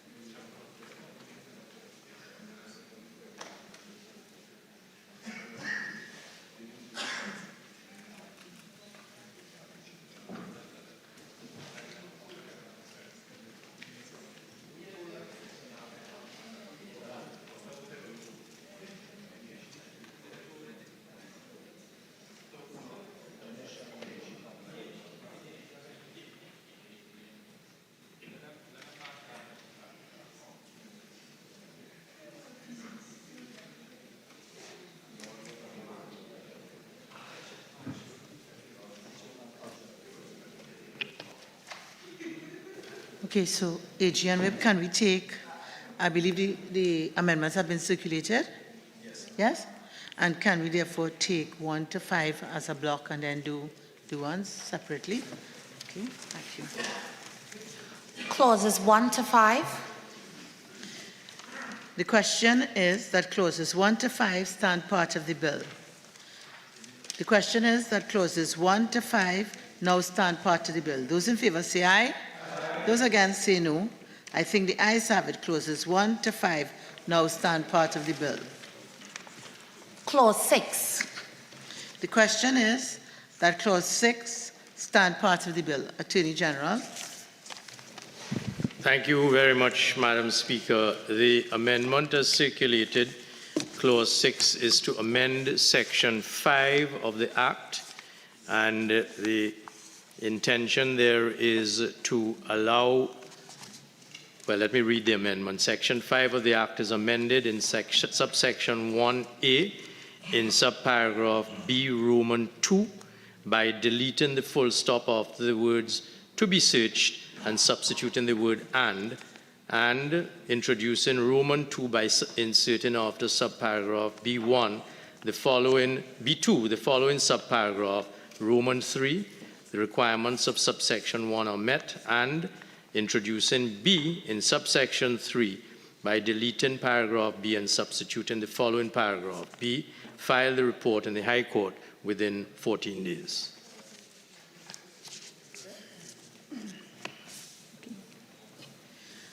Right. So the question is that clause 6 be amended as circulated. Those in favour say aye. Those against say no. I think the ayes have it. The question is that clause 6 as amended now stand part of the bill. Those in favour say aye. Those against say no. I think the ayes have it. Clause 7. The question is that clause 7 stand part of the bill. Attorney General. Thank you, Madam Speaker. The proposed amendment to clause 7 will effect an amendment to clause 5A of the Act, and 5A is amended A by repealing subsection 1 and substituting the following sections, which is to maintain A and 1A, and then by repealing subsection 8 and substituting a new subsection. And sub 8 will say, in this section, communications data, stored communications, and stored data, those are the words that have been added, have the meanings assigned to them under section 5 of the Interception of Communications Act. The question is that clause 7 be amended as circulated. Those in favour say aye. Those against say no. I think the ayes have it. The question is that clause 7 as amended now stand part of the bill. Those in favor say aye. Those against say no. I think the ayes have it. Clause 8. Question is that clause 8 stand part of the bill. Attorney General. Madam Speaker, there is a short amendment that is proposed to clause 8, which will be an amendment to 1A, section 1A of, or clause 1A rather, 1 uppercase A. At the moment, clause 1 uppercase A reads, a master may, if he is satisfied that there are grounds for believing, and the amendment introduces the word reasonable before the word grounds. So it will read, a master may, if he is satisfied that there are reasonable grounds for believing. That is the proposed amendment. Well, the question is that clause A be amended as circulated. Those in favor say aye. Those against say no. I think the ayes have it. The question is that clause 8, as amended, now stand part of the bill. Those in favor say aye. Those against say no. I think the ayes have it. Clauses 9 to 12. The question is that clauses 9 to 12 stand part of the bill. The question is that clauses 9 to 12 now stand part of the bill. Those in favor say aye. Those against say no. I think the ayes have it. Clauses 9 to 12 now stand part of the bill. Clause 13. The question is that clause 13 stands part of the bill. Attorney General. Thank you, Madam Speaker. The proposed amendment is to clause 13 of the bill, and that proposed amendment is to delete the current subparagraph E, that is to say, the proposed subparagraph E to section 10 of the Act, and to substitute with the following paragraph. And E will read in subsection 2A by deleting the words Roman 1, or a magistrate or magistracy registrar and clerk of the court, and Roman 2, or where this is not practicable, before a magistrate, to be dealt with in accordance with section 8A. And then secondly, to delete paragraph G and substitute the following paragraph. G in subsection 4 by deleting the words 1, Roman 1, the registrar or a magistrate or magistracy registrar and clerk of the court, and substituting the words or registrar, and 2, deleting the words or magistrate. Well, the question is that clause 13 be amended as circulated. Those in favor say aye. Those against say no. I think the ayes have it. The question is that clause 13 as amended now stand part of the bill. Those in favor say aye. Those against say no. I think the ayes have it. Clauses 14 to 45. The question is that clauses 14 to 45 stand part of the bill. The question is that clauses 14 to 45 now stand part of the bill. Those in favor say aye. Those against say no. I think the ayes have it. Clauses 14 to 45 now stand part of the bill. Honourable members, the question is that the bill be now reported to the House. Those in favor say aye. Those against say no. I think the ayes have it. This committee meeting is now adjourned. The House will resume.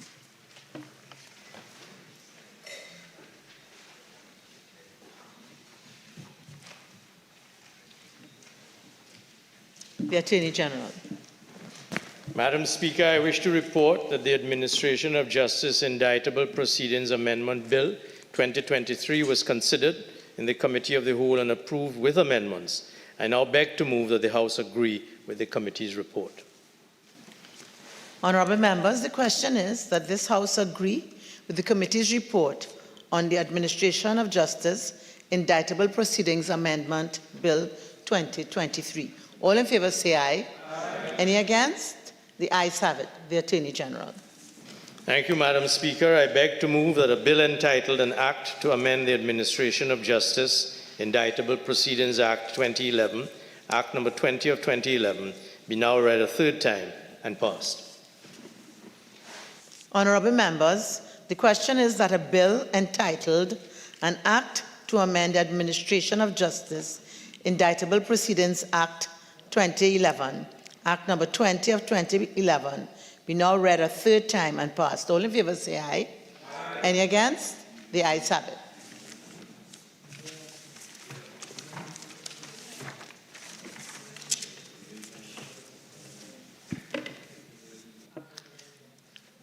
Mrs. Robinson Regis. Just 1 minute. There were no noes? Yes, but there were no noes. Were there any noes? Okay, so if there were noes, you'd have a division. It's a pity you didn't have your mic on.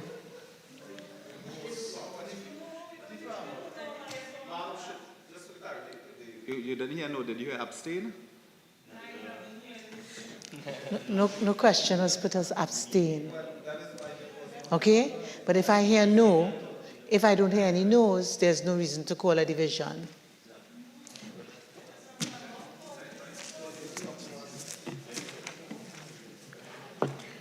A bill entitled An Act to Amend the Administration of Justice, Indictable Proceedings Act 2011, Act number 20 of 2011.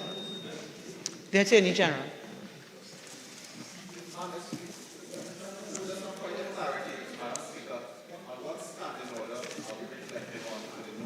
I've already ruled. The Attorney General. Next bill. Madam Speaker, I beg to move that a bill entitled An Act to Repeal and Replace the Arbitration Act, Chapter 5, Number 1, to provide a modern legal framework.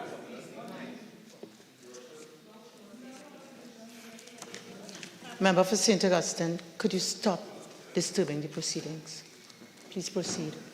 Madam Speaker, thank you very much. If I may begin. I beg to move that a bill entitled An Act to Repeal and Replace the Arbitration Act, Chapter 5, Number 1, to provide a modern legal framework to facilitate domestic and international trade and commerce by encouraging the use of arbitration as a means of resolving disputes and for related matters be now read a second time.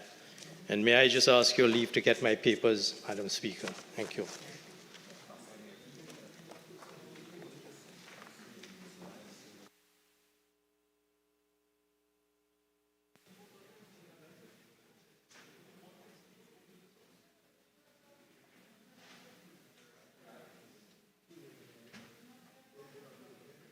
Madam Speaker, can I seek clarification from you with respect to what just transpired, where only one person in the House was allowed to vote? Member for Caroni, member for Couva North, apparently you may now come into the chamber. No, ma'am. Okay, let's proceed. We are on the arbitration bill. Okay?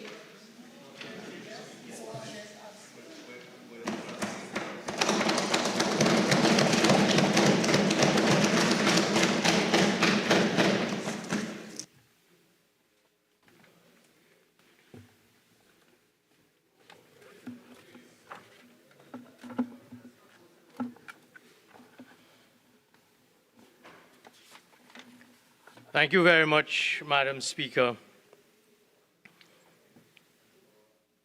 Madam Speaker, as I said in the other place, I consider it a significant privilege to rise today to speak with respect to this bill, which is an act to repeal and replace the Arbitration Act, Chapter 5, Number 1, to provide a comprehensive modern legal framework to facilitate domestic and international trade and commerce by encouraging the use of arbitration as a means of resolving disputes for related matters, and that it now be read a second time.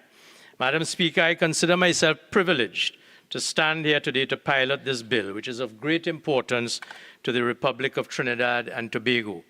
It can breathe new life into our commercial climate and attract business, international business, and promote the ease of doing business in our jurisdiction. With this bill, Madam Speaker, the aim is to introduce a legal framework which facilitates the use of arbitration as a means of resolving disputes.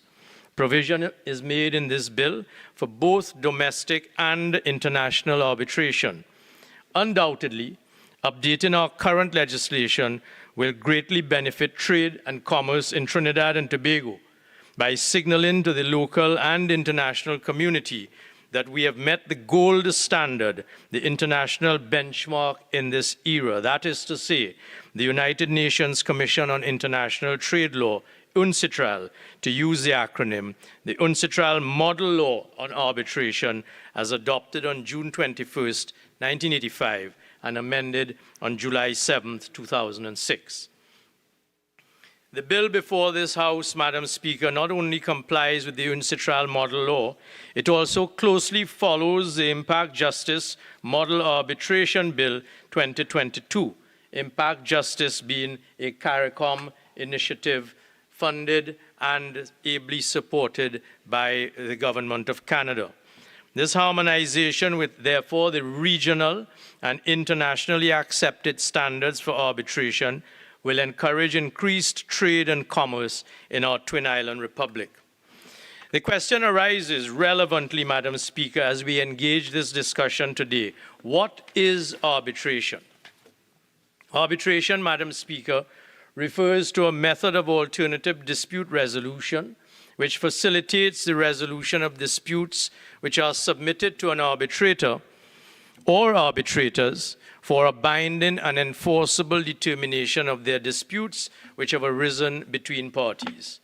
By the arbitration process, importantly, the parties to the dispute consent to an arbitration agreement as part of their commercial engagement with each other, with the intention of not going to court to resolve those disputes. Rather, it is a consensual alternative agreed by the parties in preference to engaging in time-consuming and expensive litigation in national courts. Arbitration is therefore facilitated, Madam Speaker, by A, the consent of the parties, B, the selection of arbitrators by the parties, C, the procedure being neutral, D, the procedure being private and confidential, and F, the finality of the decision of an arbitrator or arbitrators. Madam Speaker, arbitration has become increasingly the safeguard preferred method of resolving disputes worldwide as opposed to engaging in litigation.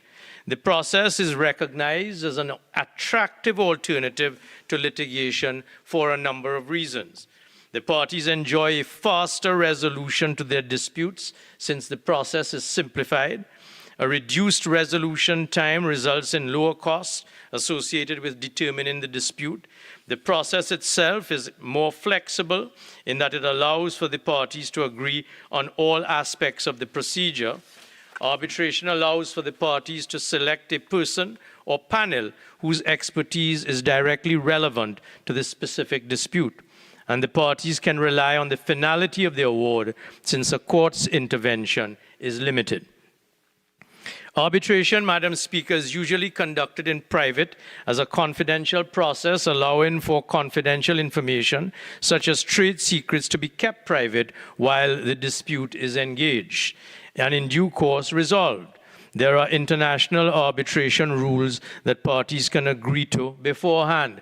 Only this morning I read in the newspapers, and I was very proud to read, that the Attorney General the Office of the Attorney General and Legal Affairs Ministry, which carries under its remit the Office of Intellectual Property, was able to assist the farmers of Moruga to now market their intellectually property-owned products worldwide as a result of the Intellectual Property Office being able to register their intellectual property in the rice which they grow in Moruga. And the point there is, if a dispute were to arise between the sellers and the buyers of this property, which is now protected by the intellectual ownership of the trademark attaching to that particular market product out of Trinidad and Tobago, the parties can engage in an arbitration in which the trade secrets that go towards this particular property of Moruga rice can be protected in a confidential dispute resolution process. And at the end of that dispute, when it has been resolved through arbitration, the parties will be able to continue to do business with each other without the unnecessary adversarial differences and sometimes animosity that envelops and too often embraces the world of adversarial litigation. That is one of the significant advantages that this country is now going to get on board with by adopting this bill as part of our legal environment. Madam Speaker, in promoting this bill, I say with confidence, therefore, that Trinidad and Tobago has the capacity and the competence to become a seat of arbitration, since there are capable persons who can sit as arbitrators in this country. As of the 1st of June 2023, the chair of the Trinidad and Tobago chapter of Chartered Institute of Arbitrators confirms that the Trinidad chapter has 80 members, which include associates, members, and fellows who can function within the arbitration process that will be enabled once this bill passes into law. This country's arbitration legislation currently is governed by the Arbitration Act, Chapter 5, Number 1, which was enacted, pause, emphasis, in 1939 and was last amended in 1997. The 1939 Act is itself based on earlier arbitration legislation, namely the United Kingdom Arbitration Acts of 1889 and 1934.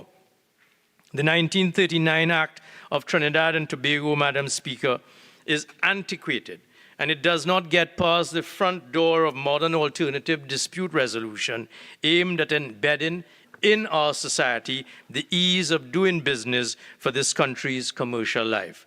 I do not think with respect that I need to persuade this august chamber that Trinidad and Tobago should not volunteer to remain embedded in a 1938 legislative mechanism for doing business in 2023. The United Nations Commission, Madam Speaker, on International Trade Law, UNCITRAL, is the internationally accepted model of arbitration and arbitration legislation. It is the gold standard. UNCITRAL was itself established in 1966 by United Nations General Assembly resolution. And the General Assembly recognized that disparities in national laws governing international trade created obstacles to the flow of trade, and regarded the Commission as the vehicle by which the United Nations could play a more active role in reducing or removing those obstacles. The General Assembly gave to the Commission the general mandate to further the progressive harmonization and unification of the law of international trade. That Commission has since become the core legal body of the United Nations system in the field of international trade law. That law was developed to harmonize arbitration, to address the inadequacies and disparities in national laws on arbitration, and has come to represent the internationally accepted legislative standard. As pinpointed by UNCITRAL, in an increasingly economically interdependent world, the importance of an improved legal framework for the facilitation of international trade and investment is widely and universally acknowledged. The model law covers all stages of the arbitral process, from the arbitration agreement to the recognition and enforcement of the arbitral award. To date, Madam Speaker, legislation based on or influenced heavily by the UNCITRAL model law has been adopted in 87 states in a total of 120 jurisdictions.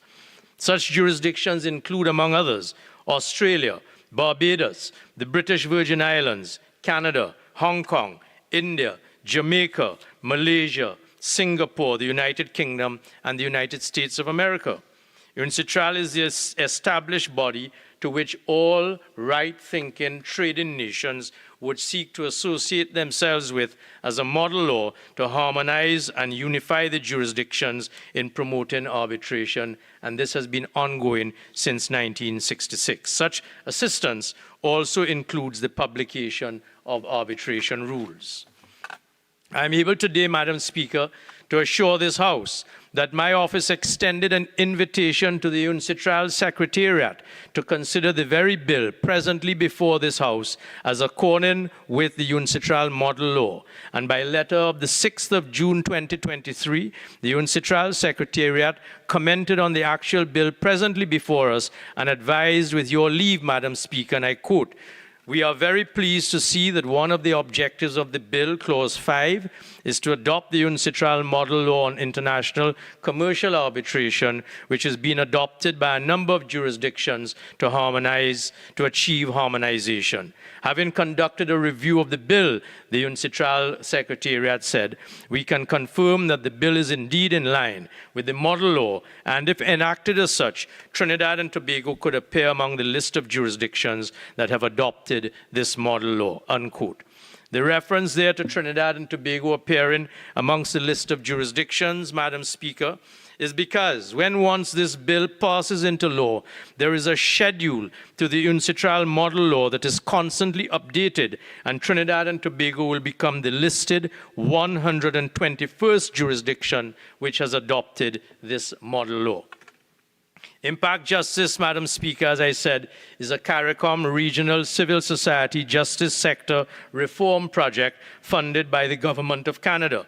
The project goal of Impact Justice is to strengthen legal frameworks, to improve legal professionalism and the sharing of legal information, and to facilitate increased knowledge and use of alternative dispute resolution ADR mechanisms in CARICOM member states.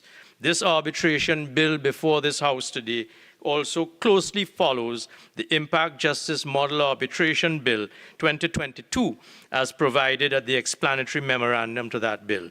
That bill states itself as the model law proposed by Impact Justice for CARICOM in order to modernize and harmonize the arbitration laws in the Caribbean, and is based for the most part on the UNCITRAL model law. Madam Speaker, by the passage of this bill into law, Trinidad and Tobago is better positioning itself to, among other things, negotiate contracts, including international contracts, to attract business, including international business, at a regional level, to have increased ease of doing business within the Caribbean, and to help build capacity in the region for arbitrators and the profession. With the passage of this bill then, located as we are in the gateway between Europe and the Americans, and as we build out our already strong commercial links to Guyana and our other CARICOM neighbors, Trinidad and Tobago will be sending a very strong signal that we continue to be at the center for commercial international business. Arbitration is used in a plethora of areas, such as the energy sector, the construction industry, sport, telecommunications, and in land disputes, to name only a few. An immediate and well-known example, FIDIC, the International Federation of Consulting Engineers, is the global representative body for national associations of consulting engineers. In contracts, all contracts for construction projects, the FIDIC rules provide standard clauses for arbitration. It will therefore be possible in the FIDIC rules that these FIDIC rules can be introduced into construction contracts in this country, so that Trinidad and Tobago, with the passage of this legislation, will not only be signaling that it is consistent with the international gold standard, but can have its companies insert clauses into those contracts so that the seat of arbitration arising out of any dispute in a FIDIC context can be right here in Trinidad and Tobago. The recognition that Trinidad and Tobago is UNCITRAL compliant, therefore, paves the way for the international community and the government of Trinidad and Tobago to enter the commercial community and identify this country as a seat of arbitration in negotiating our commercial contracts, since arbitration being conducted in Trinidad and Tobago to resolve commercial disputes will be capable of being promoted as a viable option right here. Madam Speaker, the arbitration bill is informed by, among others, a policy that was prepared by the Law Reform Commission of the Office of the Attorney General and Ministry of Legal Affairs. It was also extensively informed by a process of consultation with stakeholders on this bill, an important part of the process engaged in by the Office of the Attorney General. A draft bill was first introduced in 2019, and stakeholders were invited to submit comments on it. The comments, as submitted by stakeholders, were considered by the Office of the Chief Parliamentary Counsel, and a new draft from the 2019 draft was introduced in 2021 and continued to evolve.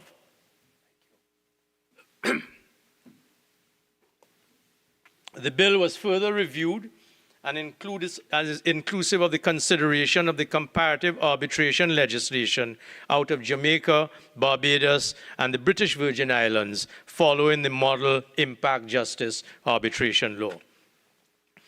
That revised bill, Madam Speaker, was then submitted for further review by stakeholders in August 2021, and comments were received from those who responded and have been considered. Those who were reached out to include the Trinidad and Tobago Chamber, chapter of Chartered Institute of Arbitrations, the Association of Trinidad and Tobago Insurance Companies, the Ministry of Trade and Industry, the Judiciary of the Republic of Trinidad and Tobago, the Trinidad and Tobago Chamber of Commerce, the Bankers Association of Trinidad and Tobago, the Office of the Director of Public Prosecutions, the Financial Intelligence Unit of Trinidad and Tobago, the Law Association of Trinidad and Tobago, the Registrar General's Department, Trinidad and Tobago Contractors Association, and the Trinidad and Tobago Police Service. What are the benefits, Madam Speaker, which will accrue from this new legislation? We have already touched on some of them. A modern arbitration regime will signal to the international community that we are a jurisdiction well suited for international trade, business, and foreign investment with increased ease of doing business. It will herald the requisite recognition that disputes can now be resolved through a modern, efficient, and internationally recognized arbitration procedure that can be utilized in respect of transnational contracts. There will be savings for our local court system, since arbitration will bring the significant benefit that resolving commercial disputes through arbitrations allows the High Court in its commercial jurisdiction to concentrate on other commercial disputes and therefore saves the time and resources available to our local courts. This is particularly relevant where a commercial dispute may not be ideally suited for adjudication on the scale, complexity, and unfamiliarity of an issue within our jurisdiction. Foreign international companies considering whether to invest or do business in Trinidad and Tobago will be more inclined, I dare say, to do so if there is modern legislation that facilitates arbitration to the same standard as the UNCITRAL model law. Further, it will be attractive to foreign investors, Madam Speaker, and companies if there is a mechanism to settle disputes through arbitration rather than an expensive, time-consuming litigation in the courts of Trinidad and Tobago. Our local companies are also increasingly turning towards arbitration, given the advantages over litigation where time and costs are concerned. A modern arbitration act therefore benefits our local international stakeholders who conduct business within Trinidad and Tobago. For some time now, Madam Speaker, there has been a lot of competition among an increasing number of jurisdictions to be chosen as the seat for arbitration disputes. Regionally, in 2015, Jamaica established the Jamaica International Arbitration Center Limited and has been lobbying the international arbitration community as a viable arbitration center in the Caribbean. Likewise, the British Virgin Islands International Arbitration Center was launched in 2017. A modern arbitration act will undoubtedly aid in positioning Trinidad and Tobago as a preferred place for international arbitration, particularly a country such as Trinidad and Tobago, which already has a large international investment community, particularly in our energy industries. The bill signals that as a nation, we are suited to conducting international arbitration and will allow foreign representatives to appear before a court or the arbitral tribunal and to have rights of audience. Furthermore, Madam Speaker, we will see when we get to examine the bill, there are provisions for tax exemptions and on fees charged and expenses incurred by an arbitrator or foreign representative in an international arbitrator, which lasts for a continuous period of 30 days or less, so that expedition is encouraged in a period of 365 days in any one annual period.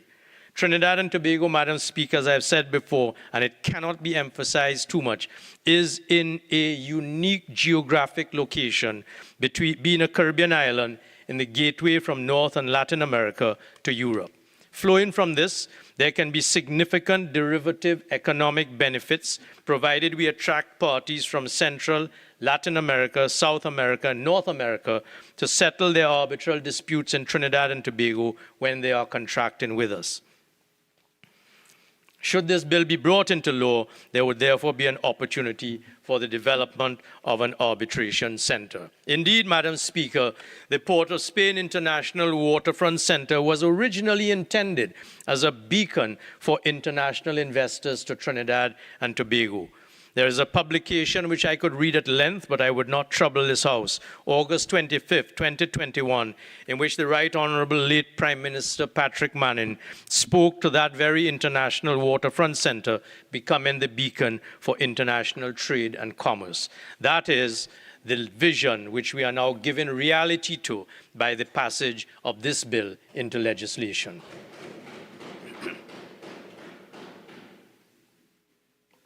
Madam Speaker, this bill will speak to the diversification of our economy, coupled with the need to earn more foreign exchange, as well as to arrest the flight of foreign exchange. And in this regard, it is ever more important to attract foreign investment from different sectors.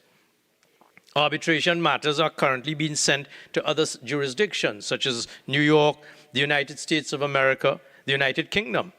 The designation of Trinidad and Tobago as an arbitration center, once this bill passes into law, will contribute to earnings of foreign exchange as we establish ourselves as a preferred option for arbitration with qualified arbitrators, 80 of them as at June 2023 in this very jurisdiction, and with being able to attract Caribbean-based disputes from countries such as Guyana and other CARICOM nations, attracting disputes and identifying ourselves as a training center for arbitration. Madam Speaker, I could speak at length, but I will turn at this stage to look at the bill for the purpose of assisting members of this Honourable House to understand the significance of the legislation that we are seeking to ask this House to bring into effect as the law of Trinidad and Tobago. This bill is in 10 parts, Madam Speaker.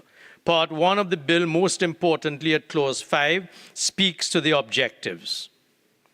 When we look at Clause 5 of the bill, the objects of this Act are A, to facilitate domestic and international trade and commerce by encouraging the use of arbitration as a method of resolving disputes. B, to facilitate and obtain the fair and speedy resolution of disputes by arbitration without unnecessary delay or expense. C, facilitate the use of arbitration agreements in domestic and international matters. D, facilitate the recognition and enforcement of arbitral awards, and E, and this was pointed to by the UNCITRAL Secretariat, to adopt the UNCITRAL model law. We see, for example, Madam Speaker, in Part 1, that the Act, and one would find this in the 1939 legislation, the Act in this definition, one would not find this in the 1939 legislation, that the Act in its definition section defines what we now understand to be data message and electronic communication.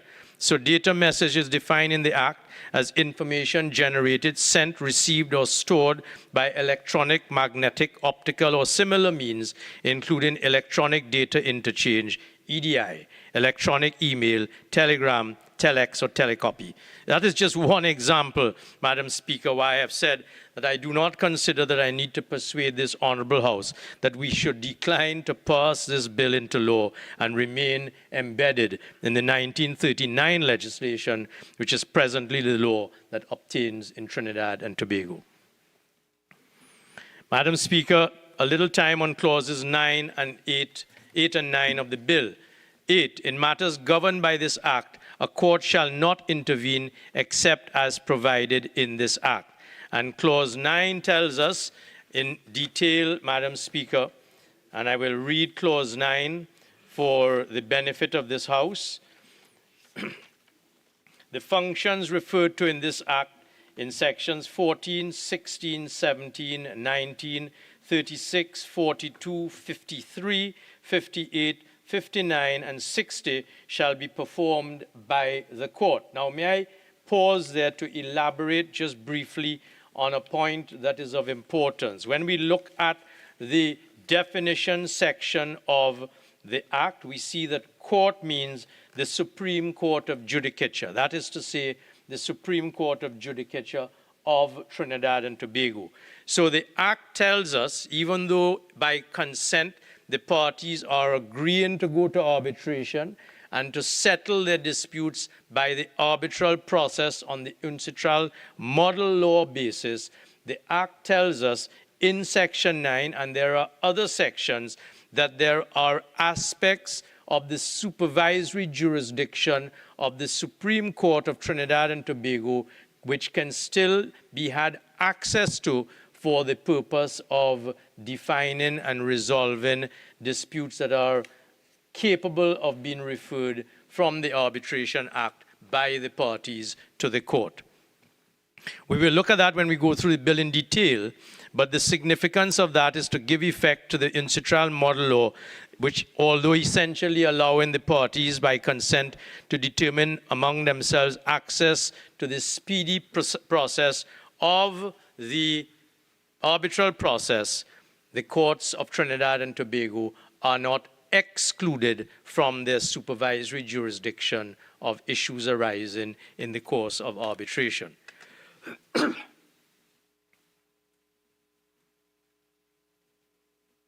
The intention behind the UNCITRAL model law, Madam Speaker, is to give the contracting parties the confidence that by having chosen and opted for a process of commercial arbitration in the framework that this legislation is setting up, the disputes will not get mired in the lengthy, expensive, protracted process that now obtains so unfortunately in the Supreme Court. What this bill is speaking to in its vision and in its declaration to the international community is the expeditious resolution of commercial disputes so that parties can with confidence know that they will not only be able to resolve their disputes within an expeditious period of time, but can get on with the business they're doing business.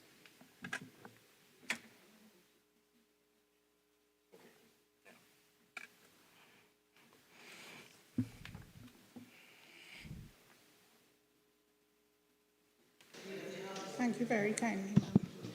Madam Speaker, in accordance with Standing Order 15.5, I beg to move that the House continue to sit until the conclusion of the business before it. Honourable members, the question is that this House continue to sit until the conclusion of the business before it. Those in favour say aye. Those against say no. I think the ayes have it.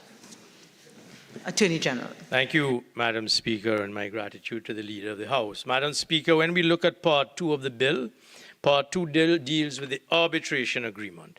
And we see that Clause 10 defines the form of the arbitration agreement. And again, there are some significant passages in here that tell us that we could not possibly imagine accomplishing any of this in the 1939 time warp that the Arbitration Act, Chapter 5, Number 1, has had us engaged in.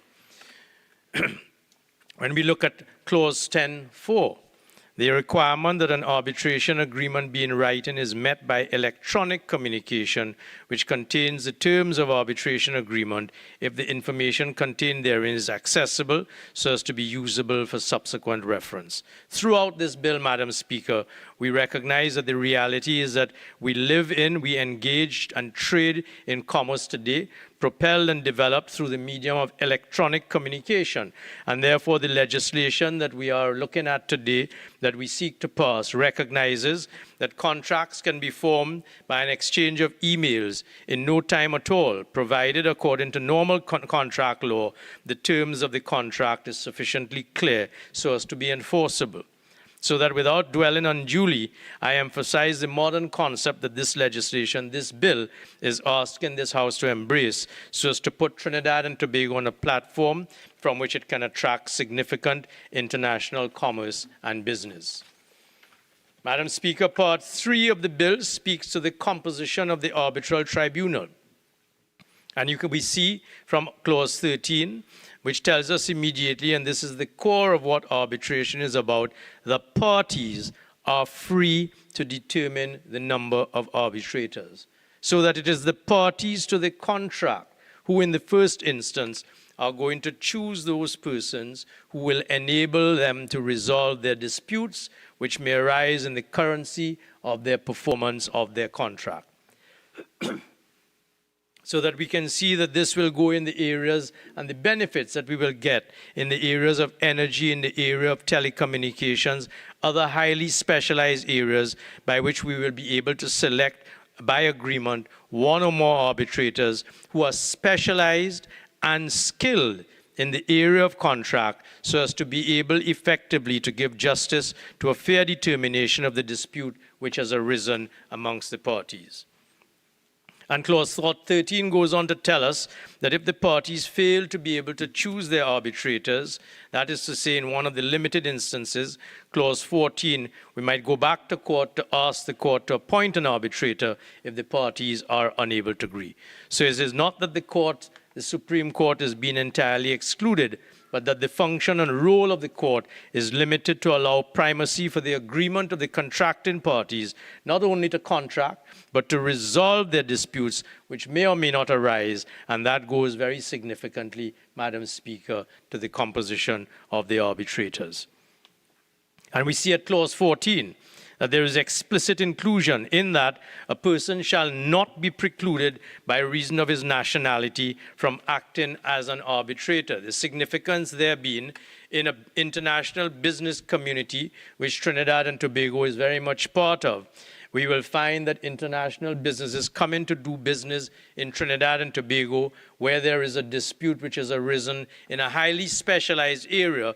Those businesses will have the confidence of knowing that they can approach the other party to agree to the dispute being arbitrated by bringing in someone from outside of Trinidad and Tobago who has that requisite degree of specialization in the area in which the dispute has arisen, so that the parties will be confident that the dispute will not only be expeditiously resolved, but resolved by persons who have specialized competence in the area of the dispute. And again, I give the example: telecommunications, intellectual property, energy contracts, where you may require a particular level of expertise that is not ordinarily available or even not available at all, notwithstanding the competence of the judges of our commercial courts.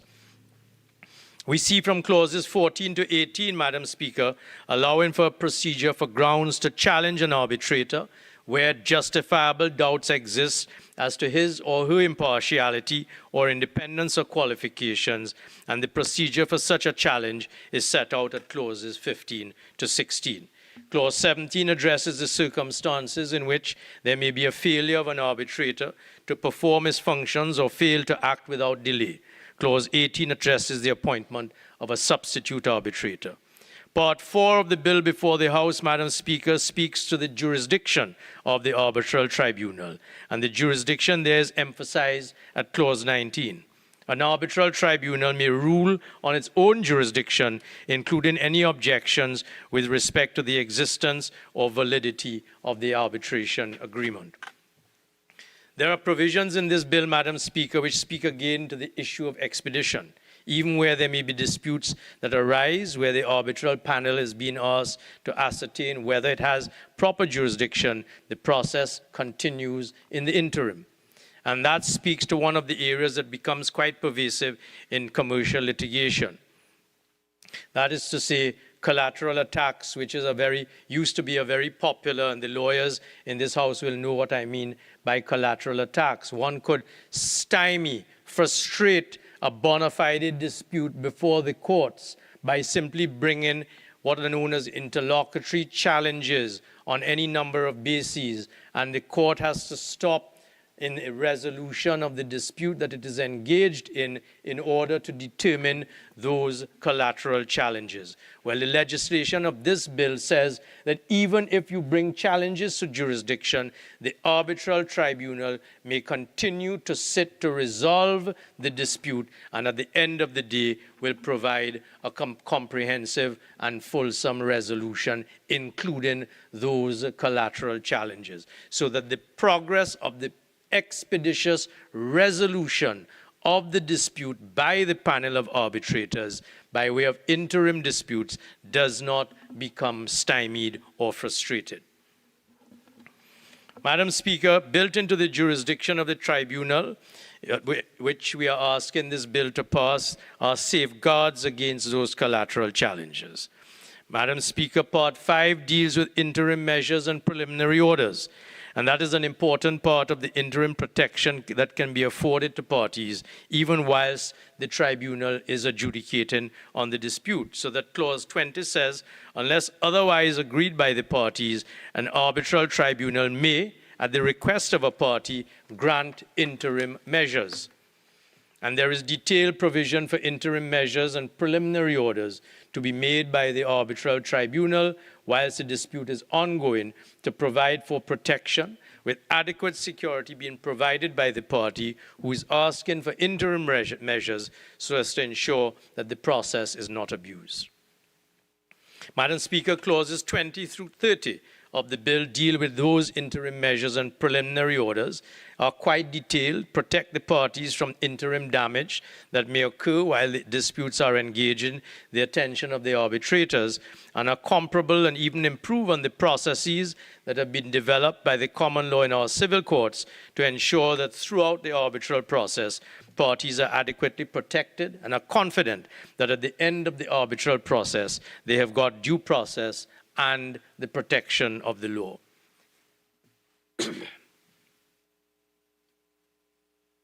When we go to Part 6, Madam Speaker, conduct of arbitral proceedings, we see that equal treatment is accorded to the parties. Clause 31. Clause 32 allows the parties to agree on the procedure they will employ in the manner in which the tribunal conducts its business. Clause 33 allows in today's world, not I dare say in the world of 1939, for virtual hearings to be conducted in arbitration so that parties can, one party in Trinidad and one party in London, can be assured of the fact that in a seat of arbitration taking place in Trinidad and Tobago, parties engage in the hearing of their dispute and are assured of a fair hearing. Clause 37(1) allows for the parties to agree on the language to be used in arbitration proceedings. And we recognize that in the international world in which we live, not everyone speaks the same language, and therefore parties can make agreement for the language in which the arbitral tribunal will engage in the fair adjudication of their dispute. Part 7 of the bill allows for the making of awards and the determination of proceedings. Some notable features.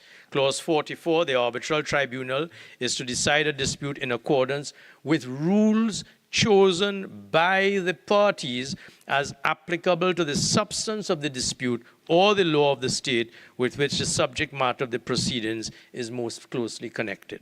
Clause 45, any decision of the arbitral tribunal where there is more than one arbitrator is to be made by a majority of all of its members. Clause 47, provision for the form and content of the award to be in writing and signed by the arbitrator or the majority of arbitrators. Clause 48, every written agreement is to be deemed to include a provision that the cost of the arbitration shall be in the discretion of the arbitral tribunal. 49, it is provided that the arbitral tribunal has the power to award interest. And we see in Part 8, recourse against the award, which takes us to Clause 53. And I would emphasize with reference to Clause 53, the number of circumstances in which the parties are allowed to ask the court to allow for an interventionist rule. Clause 53 of the bill, Madam Speaker, allows the parties, and I go to that briefly. Clause 53, an award may be set aside by the court specified in Section 9 only if A, the party making the application furnishes proof that a party to the arbitration agreement referred to in Section 10 was under some incapacity, the agreement referred to in Section 10 is not valid under the law to which the parties have subjected it, or failing any indication thereon under the laws of Trinidad and Tobago. And they continue through to clauses Roman 5, and the court is given the discretion and the jurisdiction to find that the subject matter of the dispute is not capable of settlement under the law of Trinidad and Tobago, or the award is in conflict with the public policy of Trinidad and Tobago. So parties are given ample recourse to the courts of Trinidad and Tobago to set aside or challenge awards in the limited circumstances, and I emphasize this, in the limited circumstances allowed by the bill which we are debating today. Part 9, Madam Speaker, deals with the recognition and enforcement of awards. And finally, Part 10.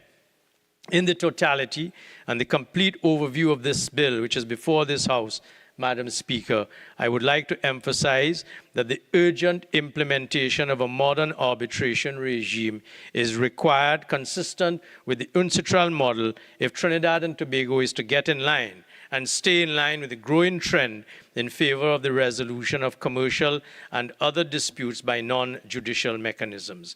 It is vital that modern arbitration laws of Trinidad and Tobago are enacted if we are to be considered a place that is good for international trade and business and for attracting foreign investment. Madam Speaker, I beg to move. Honourable members, I shall now propose the question for debate. The question is that a bill entitled An Act to Repeal and Replace the Arbitration Act, Chapter 501, to provide a modern legal framework to facilitate domestic and international trade and commerce by encouraging the use of arbitration as a means of resolving disputes and for related matters, be now read a second time. Member for Miaro.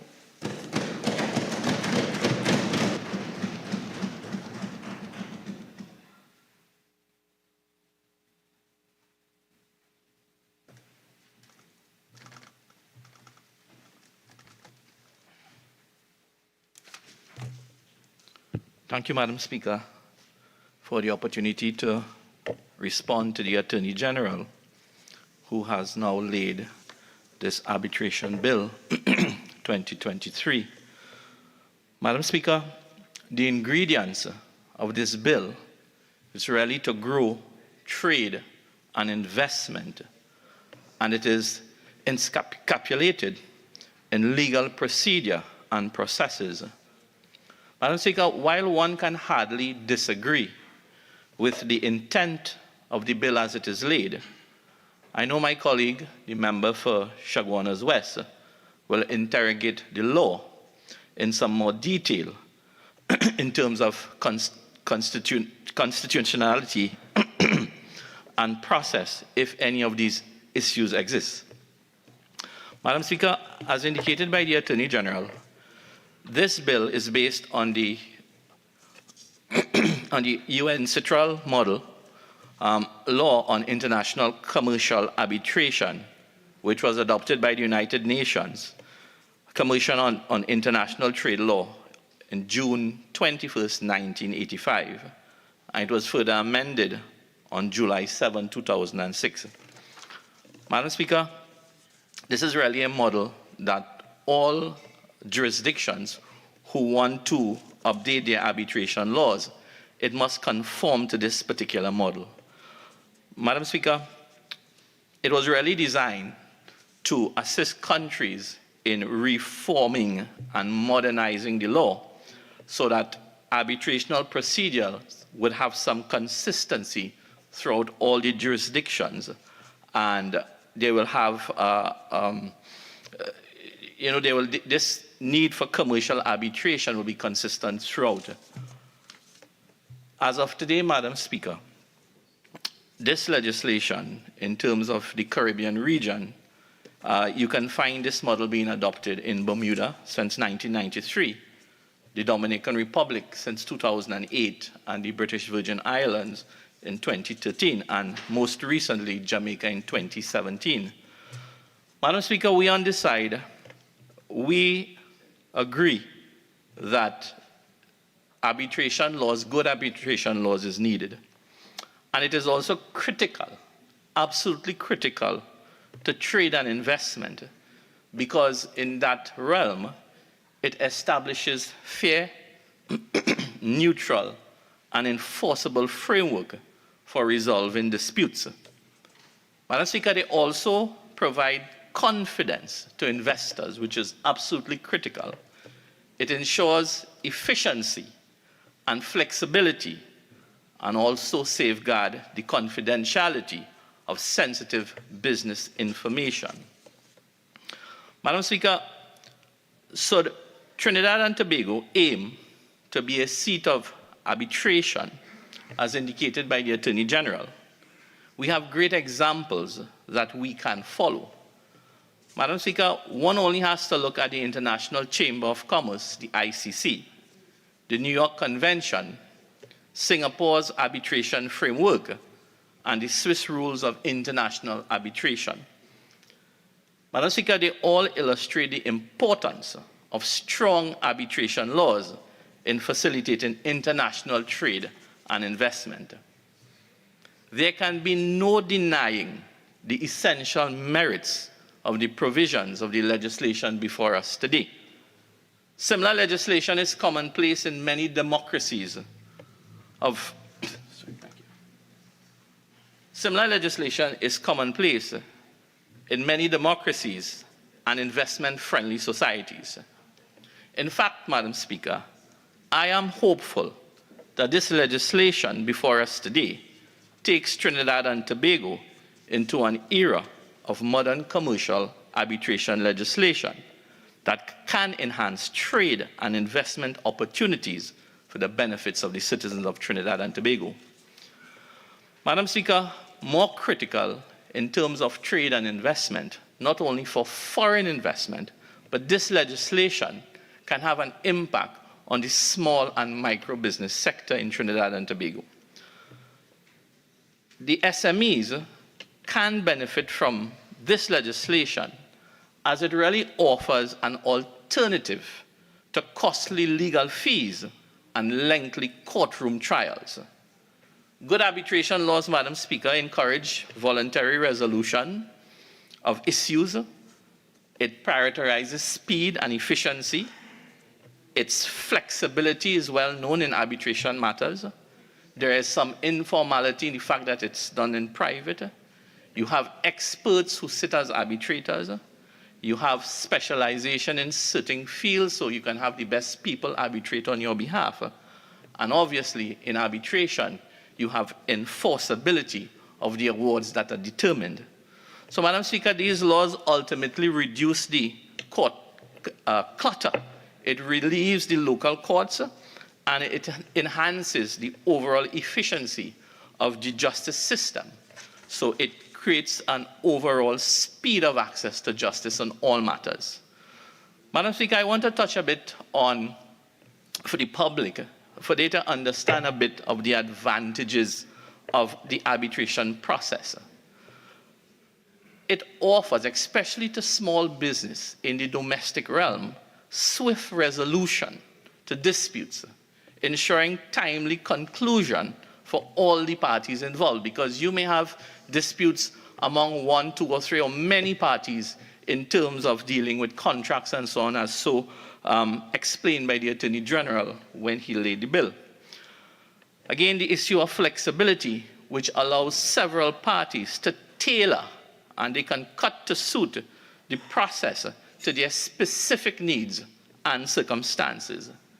Thirdly, most importantly, Madam Speaker, the confidentiality is maintained throughout the arbitration process, ensuring that companies that have sensitive business information remains protected. The Attorney General made reference to the Moroga rice patents and the intellectual property, and I think that is what he would have been alluding to in terms of being able to maintain confidentiality when you have these type of matters being disputed at some point in time. Madam Speaker, decisions that are made by arbitrators are final and enforceable. So it provides, in law, certainty, and it brings closure to all the parties involved. So these are good things that arbitration can bring to business parties. Unlike traditional litigation, Madam Speaker, arbitration eliminates the need for separate expert evidence. It simplifies the proceeding, and in some cases can reduce your cost as well. So in speaking of cost, Madam Speaker, arbitration is generally more cost-effective than court litigation that could go on for years upon years upon years, making it an attractive option for resolving especially commercial disputes that can be time sensitive in terms of windows of opportunities for your investor at the end of the day. So, Madam Speaker, each of these advantages will contribute to the overall ease of the arbitration process for parties involved in commercial conflicts. Madam Speaker, it is worth mentioning the significance of clauses 50 to 54, which pertains to the binding nature of proceedings and the enforceability of awards. These provisions ensure that the arbitration process maintains its integrity and its effectiveness. Furthermore, Madam Speaker, certain aspects of other clauses, particularly 48, 56, and 57, should be highly regarded for their collective aim of protecting commercial relationships even during legal disputes. Such provisions, they demonstrate the commitment to maintaining healthy business connections in the face of conflicts. Moreover, Madam Speaker, the implementation of alternative dispute resolution would result in reduced legal fees, as mentioned before, a matter of concern for litigants and taxpayers alike, especially when you have the state involved in arbitration, because the cost is borne by the taxpayer. The high costs associated with legal proceedings can have a significant impact on both the public and the private sectors. Considering that time is of great value, Madam Speaker, the speedier resolution provided by arbitration becomes a substantial financial advantage for the contesting parties. Additionally, opting for arbitration over a courtroom trial eliminates the potential burden of legal appeals. That too can take many years, and your cost goes up. And in turn, that procedure in terms of arbitration saves both money and valuable resources. Madam Speaker, all of these factors become even more critical given the congested judiciary and the slow pace of justice that we have here in Trinidad and Tobago. In fact, the judiciary here in Trinidad and Tobago has endorsed ADR, Alternative Dispute Resolution, in recognizing its efficacy. ADR has become an integral part of legal systems worldwide. With timely arbitration proceedings and effective enforcement measures, justice can be delivered much faster in commercial disputes. Furthermore, Madam Speaker, recently the Caribbean Court of Justice has expressed its welcome to the techniques and practices of ADR, further endorsing the process. Madam Speaker, you would know that within the next week, the Caribbean Community, CARICOM, it's approaching its 50th anniversary, and it would be worth considering revising the Treaty of Chaguaramas to include the arbitration process as an essential aspect of the Caribbean single market and economy, Madam Speaker. Such legislation at that level, Madam Speaker, would create opportunities for specialized arbitrators, and the Trinidad and Tobago should aim to have more certified arbitrators in due course. As the Attorney General mentioned, we do have 80 specialists in terms of our charter that exists in Trinidad and Tobago. Madam Speaker, I see arbitration can be developed as a career path for emerging professionals should we achieve what the Attorney General is proposing today. This recognition would highlight the importance of arbitration and encourage the integration of this new reality into the tertiary education system, Madam Speaker. Madam Speaker, in doing a bit of research for this debate today, we saw options where in some jurisdictions there was the formation of what you call specialized commercial courts that can expedite ADRs within the existing judicial system. So given the persistent complaints about the overloaded legal system, prioritizing such courts would help address the backlog and provide a more efficient avenue for resolving some of these commercial disputes. So, Madam Speaker, if you would allow me to spend a couple minutes a bit on this alternative of having these commercial courts, I will just give you some examples where they exist in other jurisdictions and the type of matters they handle. And I listened carefully to the Attorney General with his ambition and his goal for Trinidad and Tobago to be a seat of arbitration here in the Caribbean, which I think it's a good thing for Trinidad and Tobago. And if we can accomplish that, it opens up the realm for business, new business, more business for us at the end of the day. So, Madam Speaker, heading the list of these commercial courts in jurisdictions in Europe, you have the Commercial Court in London. And that particular court, Madam Speaker, handles specifically complex commercial disputes and disputes in arenas like international trade, shipping, and financial matters. As you go across the continent, Madam Speaker, you have the Singapore International Commercial Court.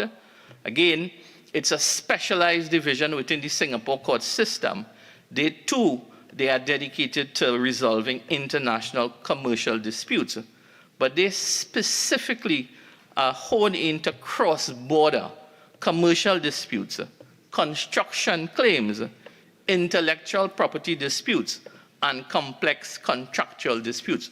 Again, all these are specialist areas that as we develop our own arbitration space here in Trinidad and Tobago, and we aim at being the hub for arbitration in Latin America and the Caribbean, those are areas that we can look to train our arbitrators specializing in those areas. Madam Speaker, if you look closer to home, you have in the United States, you have the Commercial Division in New York State Supreme Court. They too handle commercial cases, but they look at specific to financial issues, real estate, and intellectual property.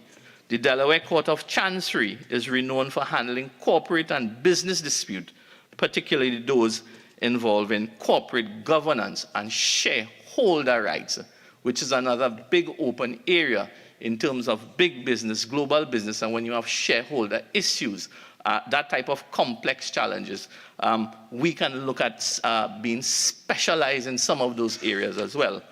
And finally, the last jurisdiction that I looked at, Madam Speaker, was the Hong Kong Court of First Instance. They do have a reputation for handling international trade disputes, maritime matters, financial disputes, and complex contractual disputes. That court particularly, Madam Speaker, has experience in a lot of matters which involve cross-border commercial disputes, insolvency matter, and shareholders disputes. So, Madam Speaker, while we on this side have very little objections in terms of the intent, I do have some issues and challenges that I want to lay on the table here for the Attorney General to be cognizant of.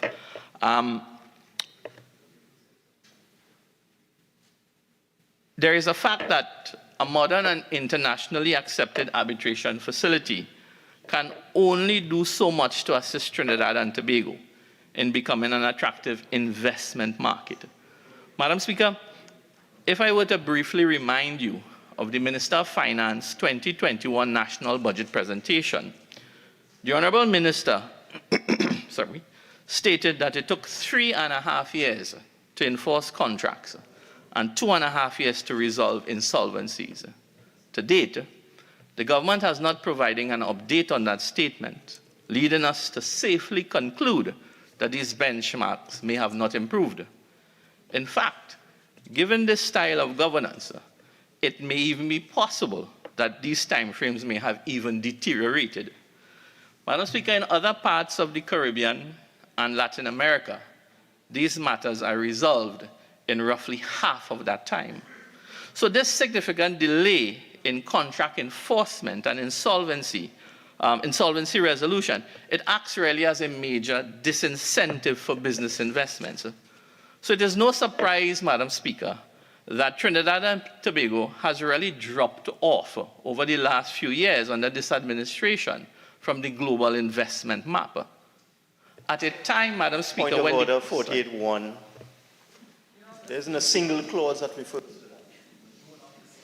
Yeah, I'll give you some leeway and tight, and I understand that you're trying to build a framework. Yes, go ahead. So, Madam Speaker, I wholeheartedly agree that Trinidad and Tobago must enhance its commercial competitiveness. But herein lies the concern that I have. What value does this arbitration mechanism hold if our country is no longer attracting the business in the first place? So arbitration is when you have them here and we get into conflict. But if the environment is not conducive to bring them here, well, then I have the concern that having this wonderful arbitration law, it may not achieve the objective, as which the Attorney General said at least 3 times in his delivery, that it improves the ease of doing business in Trinidad and Tobago. So that's one of the concerns that I have, Madam Speaker. So, you know, in other words, it's like opening a shop, but nobody's coming to buy. So that is something that we have to address. How would modern arbitration methods, as described by the Attorney General, assist our country if the commercial investors are bypassing us?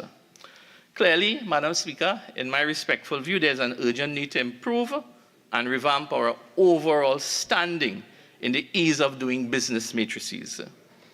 Madam Speaker, regardless of how desirable and updated the arbitration process may be, it would hold little significance for our society if we don't fix the other issues which prohibits foreign direct investment from entering Trinidad and Tobago. We must become very swift in appealing to discerning international investors who have numerous other potential destinations to choose from. Point of order 48.1, this bill has nothing to do with investment. It's dispute resolution. Yeah, again, I will give you some leeway because I understand the context that you're saying. Madam Speaker. Madam Speaker, rather than treating arbitration as a standalone measure, the government should urgently undertake a comprehensive review of the entire investment environment. Just to bring it back. We can't have this wonderful arbitration laws, but if the business is not coming. So we've been staggering in the ease of doing business for many, many years.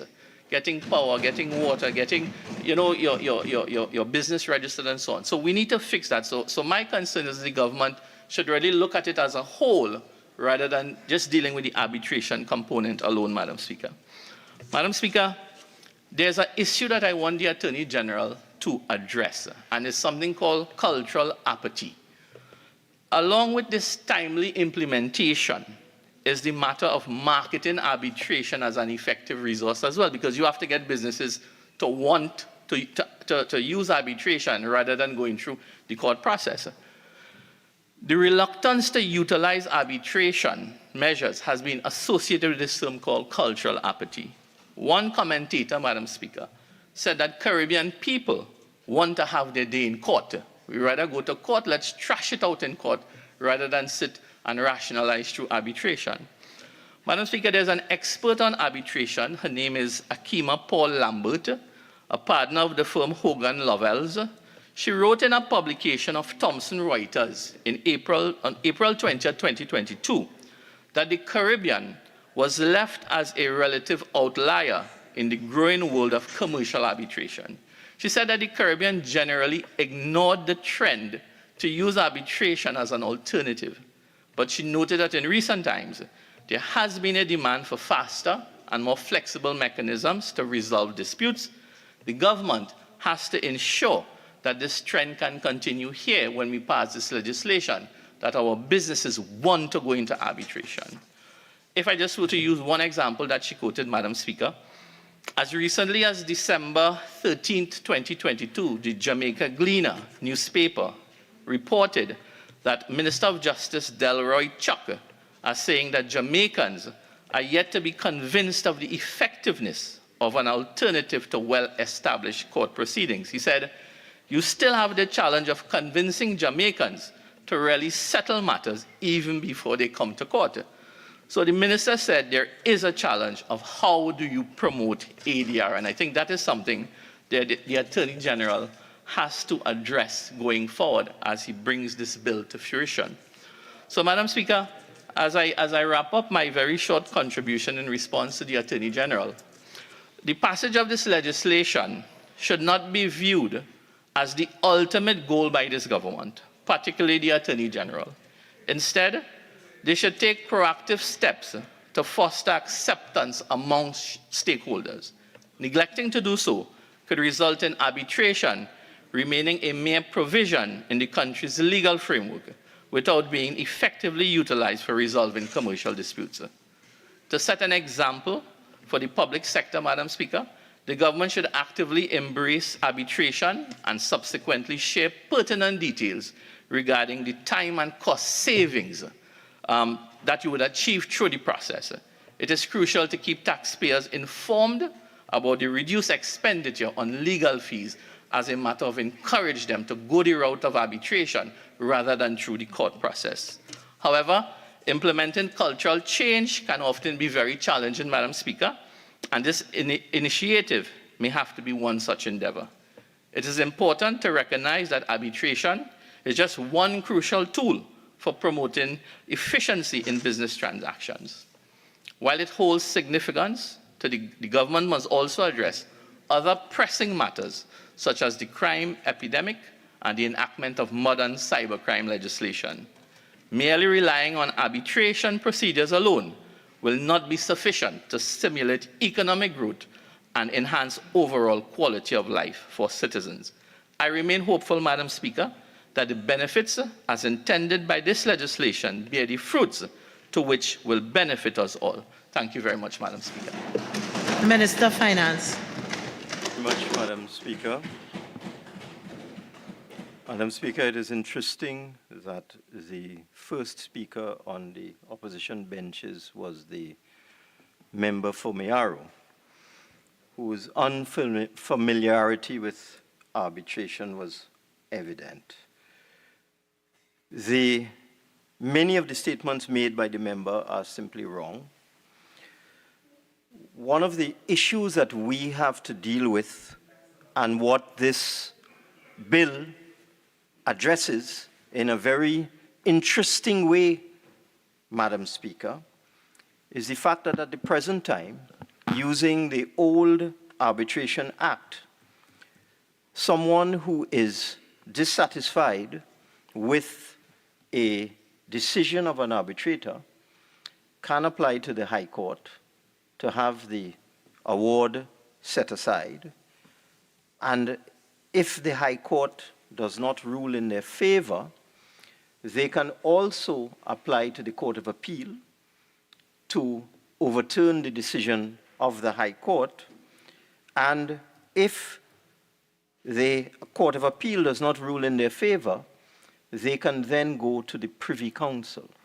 And we have many situations in Trinidad and Tobago where parties to an arbitration agreement, having gone through the process of arbitration, which, by the way, if it's a complex arbitration, a complex commercial arbitration, will take years, not days, not weeks, not minutes, as indicated by the member for Mayaro. And after going through an arbitration process and completing it after 2 to 3 years, one can then find oneself embroiled in litigation in the court for another 5, 6, 7, 8, 9 years. That is one of the problems with our current Arbitration Act, which is a very old law, extremely old. It's modeled on the old English law of arbitration, which the Parliament in the UK amended in 1986 when it had its first reform of its archaic arbitration law, and it introduced new principles of arbitration in the 1986 Act. And since then, the Parliament and the House of Commons has been continuing to improve and modernize its arbitration laws.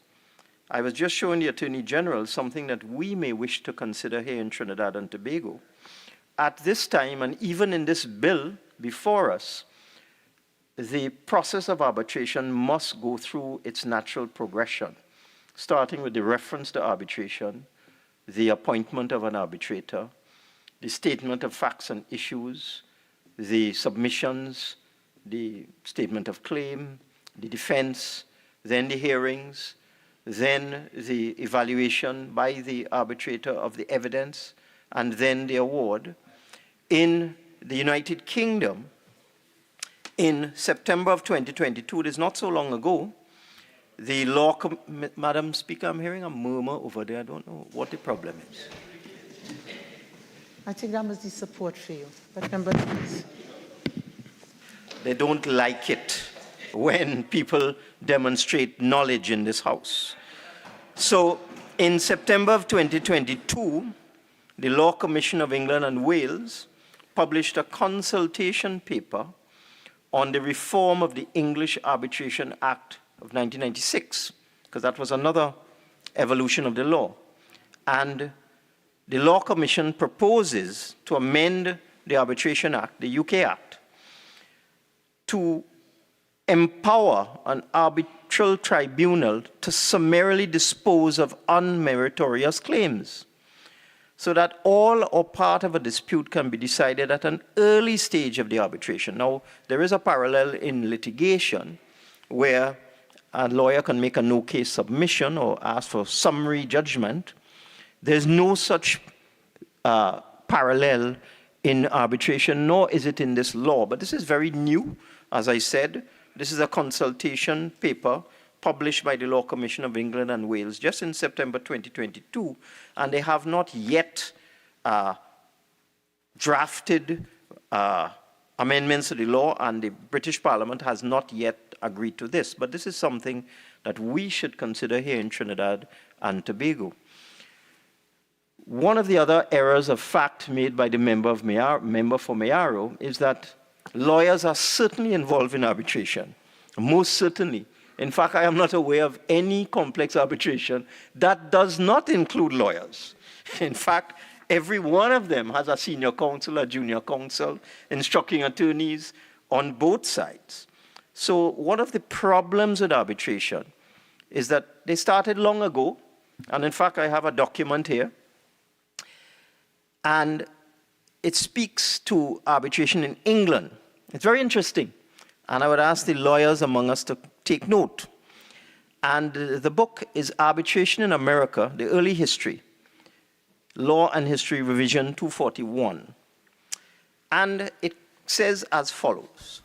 In England, in 1698, Parliament enacted an arbitration statute that had been drafted by John Locke. In drafting the statute, Locke was executing an assignment for the Board of Trade, of which he was a member. He clearly was seeking a formula that would encourage private dispute settlement between merchants without legal entanglement. Locke was not an admirer of the legal profession. In his journal in 1674, a while back, he listed among those who hindered trade the multitude of lawyers. So here we have, what happened? Madam Speaker, to remove the smirk from our face, but 48-1, we could be spared the European history education. So, Minister of Finance, please continue, but let's don't go right back to the 17th century to come to the current century, okay? Please. Speaker, I have no intention of traversing the last 350 years, I can assure you. This is the only historical reference I will make. I found it very interesting. And I repeat, Locke was not an admirer of the legal profession. In his journal for 1674, he listed among those who hindered trade multitudes of lawyers. Now, that gives us some clue as to the origin of arbitration. Arbitration has been with us for thousands of years. It was codified in the UK and in America 300-400 years ago.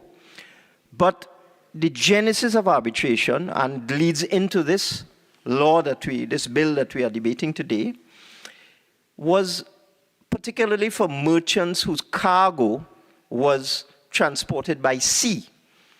So you had perishable cargo. You would have cargo coming from the colonies of France, of England, of Belgium, and so on. And you might have a dispute about a cargo on a vessel that is on the high seas.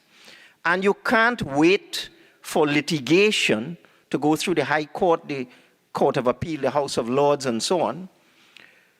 because that might take a year. By that time, the cargo might have perished, and therefore the arbitration, the litigation would be useless. So the merchants in the UK came up with this concept of dispute resolution, where you take out the court and you choose someone, because that is the whole point of arbitration. You choose someone or more than one who you believe has the competence, the knowledge, the skill to determine the facts and issues, determine the law, and make a decision based on the evidence, but make it quickly without resort to court procedures. Now, one of the weaknesses of that, and this is cured by this bill before us, one of the weaknesses of arbitration is that there are no rules, so that the proceedings are subject to the discretion of the arbitrator. And when looking at this bill, and I must congratulate the Attorney General for the excellent work he has done on this legislation, when looking at this bill, there's an interesting innovation in Clause 38.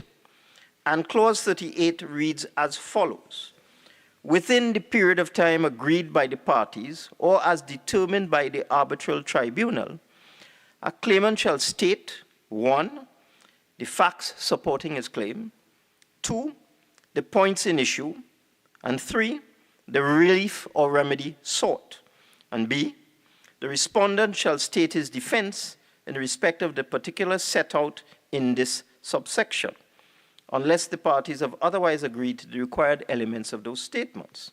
Parties may submit with their statements all documents they consider to be relevant, or may add a reference to all documents or other evidence they will submit. Unless otherwise agreed by the parties, any party may amend or supplement his claim or defense during the course of the arbitral proceedings, unless the arbitral tribunal considers it inappropriate to allow the amendment or the supplement, having regard to the delay in making the amendment or providing the supplement. Now, these are basic rules of court, Madam Speaker. If anybody has been to court and you understand process and you understand the rules of court, in particular the civil proceedings rules in Trinidad and Tobago, one will see this is really the basis for case management. But you don't have case management in arbitration. So what the Attorney General is doing with this bill is introducing the basic elements of case management, putting everything on all fours, giving each party a better understanding of their rights in an arbitration, what they are supposed to do, what documents they are supposed to submit, the whole question of pleadings and a defense, pleadings being, in this case, the claim in the arbitration. Previously, in the old Act, there's nothing like that. All the Act does was give the arbitrator the supreme jurisdiction to decide what the procedures should be. Now they are being codified in this new law, which is certainly a significant improvement. The other point I'd like to make, we have an interesting judgment in our local courts from Justice Sipasad, Justice Frank Sipasad. And that decision, Madam Speaker, that decision is in claim number CV 2022-08132, and I'm simply reading from the decision of Justice Sipasad and not any findings of fact that he made. The judge made an interesting contribution to the learning on arbitration, and that is contained in paragraphs 23 and 24 of his decision. In paragraph 23, he points out that in a decision in 2002, Justice Jamadar made the point that the current Arbitration Act of Trinidad and Tobago provides that in all cases of reference to arbitration, the court may from time to time remit the matters referred or any of them to the reconsideration of the arbitrators or umpire. Justice Sipasad went on to make this very interesting point. The court also has an inherent jurisdiction to set aside an award when the following factors apply. Namely, if it is A, subject to an error on the face of the award, B, wholly or in part in excess of jurisdiction, C, subject to a patent substantive defect, or D, subject to an admitted mistake. And the judge went on to make his decision using para 24, those points I've just raised, as the points of departure leading into his decision. Now that's very interesting, because if you look at the act itself, the bill before us, and you go to part 8, which is entitled Recourse Against Award, unless you are familiar with the arbitral process, unless you are familiar with the way the court treats with arbitral awards, you would not get that from clause 53. Because clause 53, which is under the general rubric, recourse against award, says recourse to a court against an award may be made only by an application for setting aside in accordance with subsections 2 and 3. And subsection 2 says, an award may be set aside by the court specified in section 9, and I'll come to that in a little while, because this is another very innovative and interesting innovation establishing Trinidad and Tobago's jurisdiction with respect to international arbitration. But I'll come to that in a little while. Recourse to a court against an award may be made only by an application for setting aside in accordance with subsections 2 and 3. An award may be set aside by a court specified in section 9 only if A, the party making the application furnishes proof that 1, the party to the arbitration agreement was under some incapacity, 2, the agreement referred to is not valid under the law to which the parties have subjected it, 3, the party making the application was not given proper notice of the appointment of an arbitrator, 4, the award deals with a dispute not contemplated by or falling within the terms of the submission to arbitration, and 5, the composition of the tribunal or the procedure was not in accordance with the agreement of the parties. So if you are not familiar with the manner in which a court will intervene in an arbitration, you would just read this and you would think that there are very limited grounds on which you can challenge an award and ask a court to set aside an award. But C. Prasad has, I dare say, got it right, where he lists all of these things: an error on the face of it, in excess of jurisdiction, subject to a substantive defect, etc. So we are not ousting the court, and members need to understand that. But what we are ousting, and which I found very interesting, and we'll see where that goes, because when you go to the definition of court in the bill, and let's go to the interpretation section, Madam Speaker, and if we look at the definition of court, court means the Supreme Court of Judicature. Now, what does that mean? Again, if you're not familiar with court procedure, you might be forgiven for assuming that the Supreme Court of Judicature means only the High Court, but it does not. The Supreme Court of Judicature in Trinidad and Tobago means the High Court and the Court of Appeal.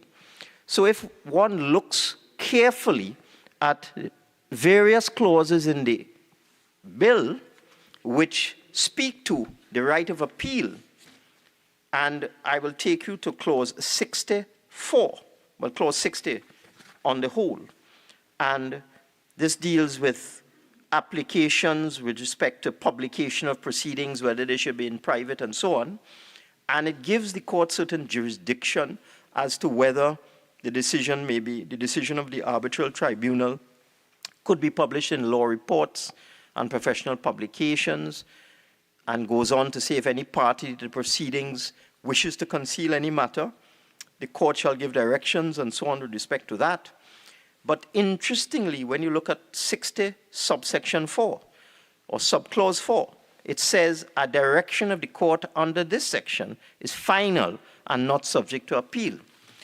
And that is throughout the bill, where the appeal process ends in the Supreme Court of Judicature of Trinidad and Tobago. What this means is that the current situation, where under the old act, or the existing act, if you want to call it that, if an aggrieved party is dissatisfied with the award of an arbitrator, he can go to the High Court, he can challenge the award, he can ask that it be set aside for various reasons, misconduct of the arbitrator. That is the simple wording in the current Arbitration Act that we have now. It's very limited. It speaks to misconduct of the arbitrator, and if someone wants to challenge an award, that person has to prove misconduct on the part of the arbitrator. But that challenge can go to the High Court, the Court of Appeal, and the Privy Council. Now with this, it ends in the Court of Appeal. And that is something I find so satisfying as a citizen of Trinidad and Tobago, that we are finally establishing our jurisdiction, that we shall decide when an end comes to a challenge to an arbitration award. It ends in our Court of Appeal.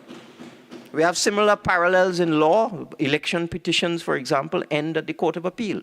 We don't ask the gentleman in the Judicial Committee of the Privy Council to adjudicate on election petitions. And similarly, when this law is passed, because I don't detect any serious opposition on the other side, we will be passing into law a situation where not only are we going to make Trinidad and Tobago a center for arbitration in the region, and there are just 2 or 3 others. There's one in the British Virgin Islands, and there's one in Jamaica, as the Attorney General mentioned, but not many others.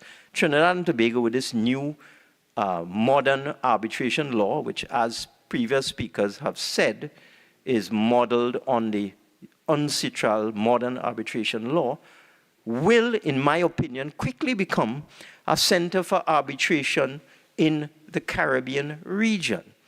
And what it means is that when people come here, they will know that once the arbitration process is completed and the award, if challenged, goes to the High Court, it will end in the Court of Appeal. And I really feel gratified as a citizen that we are now establishing our own jurisdiction, our own supremacy as a legal jurisdiction, and we will no longer have to rely on decisions of the Privy Council in this particular matter, Madam Speaker. There are many other innovations in the bill compared to the old Arbitration Act. Many innovations. It allows arbitrators to make interim decisions, and quite often you find in a complex dispute as well that there may be a dispute over money, and a party may require money to do something. Let's take the simplest form, a construction dispute. A contractor may not be paid what he thinks he deserves to be paid, and he may want it settled very quickly. And in this new arbitration paradigm that we shall pass today, with the support of the other side, I assume, it gives arbitrators now the ability to make interim awards and prescribe interim measures, so that an arbitrator looking at a claim, for example, a contractor might claim $50 million, and an arbitrator may decide to do a partial interim award of $10 million. And what is interesting about that is that in the construction industry, cash flow is the lifeblood of that industry. And if a contractor's money is tied up in litigation for years, by the time they finish the litigation and they get satisfaction, they may have gone bankrupt. Or whatever project they were working on, they may have to have abandoned the project. So that is an interesting innovation in this modern arbitration law that we are seeking to pass today. The ability to allow arbitrators to provide for interim awards and interim measures. In addition, Madam Speaker, one really does want to try and move away from the situation in traditional litigation, in the settlement of commercial disputes. matters of public law, matters of human rights, criminal matters. I see no substitute for the High Court and the court of itself. I see no substitute for that. But I see, as these merchants saw so many hundred years ago, a very burning requirement for an arbitration process that is speedy, where the rules are well known, where there are timelines and time frames for arriving at a decision. There are parallels in the UK. In the UK, there's a system called adjudication. We don't have that yet. I had thought of that. I had promoted that some years ago, but government change. And in the UK, in the construction industry, you have even a first step called adjudication before you get to arbitration. And there are court-appointed adjudicators who would be quantity surveyors, architects, engineers, construction professionals, and aggrieved parties to a construction contract can submit their dispute to an adjudicator, and the adjudicator is required to make a decision in 28 days. That is how far ahead of us the UK is in terms of alternative dispute resolution. And what the learning showed was that system of adjudication, as opposed to arbitration, was settling more than 80% of construction disputes. Only 20% went on to arbitration, and then after that, maybe a couple percent, 2%, went on to litigation. So it's something that we should perhaps think about, because if we are going to be a center for alternative dispute resolution, then I would ask my colleague, the Attorney General, to look at the Adjudication Act in the UK and see whether, when we create this arbitration center here, we could also perhaps, as a subset, also create an adjudication center, as we have already established, well established, a mediation paradigm in Trinidad and Tobago. I remember years ago, in the thrust towards alternative dispute resolution, there was quite a big push towards the training of mediators in Trinidad and Tobago, and the establishment of a list of certified mediators that could be used by a court to deal with family matters in particular, in order to avoid expense and delay and acrimony and so on. So those are the three levels: mediation, adjudication, arbitration, and then, of course, the fourth level, litigation. So I wholeheartedly support this modern approach to arbitration. I totally agree with the premise piloted here in this House by the Attorney General, that because we have adopted more or less the UNCITRAL Model Arbitration Act, because that creates certainty, because one of the problems with arbitration is conflict of laws and doubt and uncertainty with respect to jurisdiction.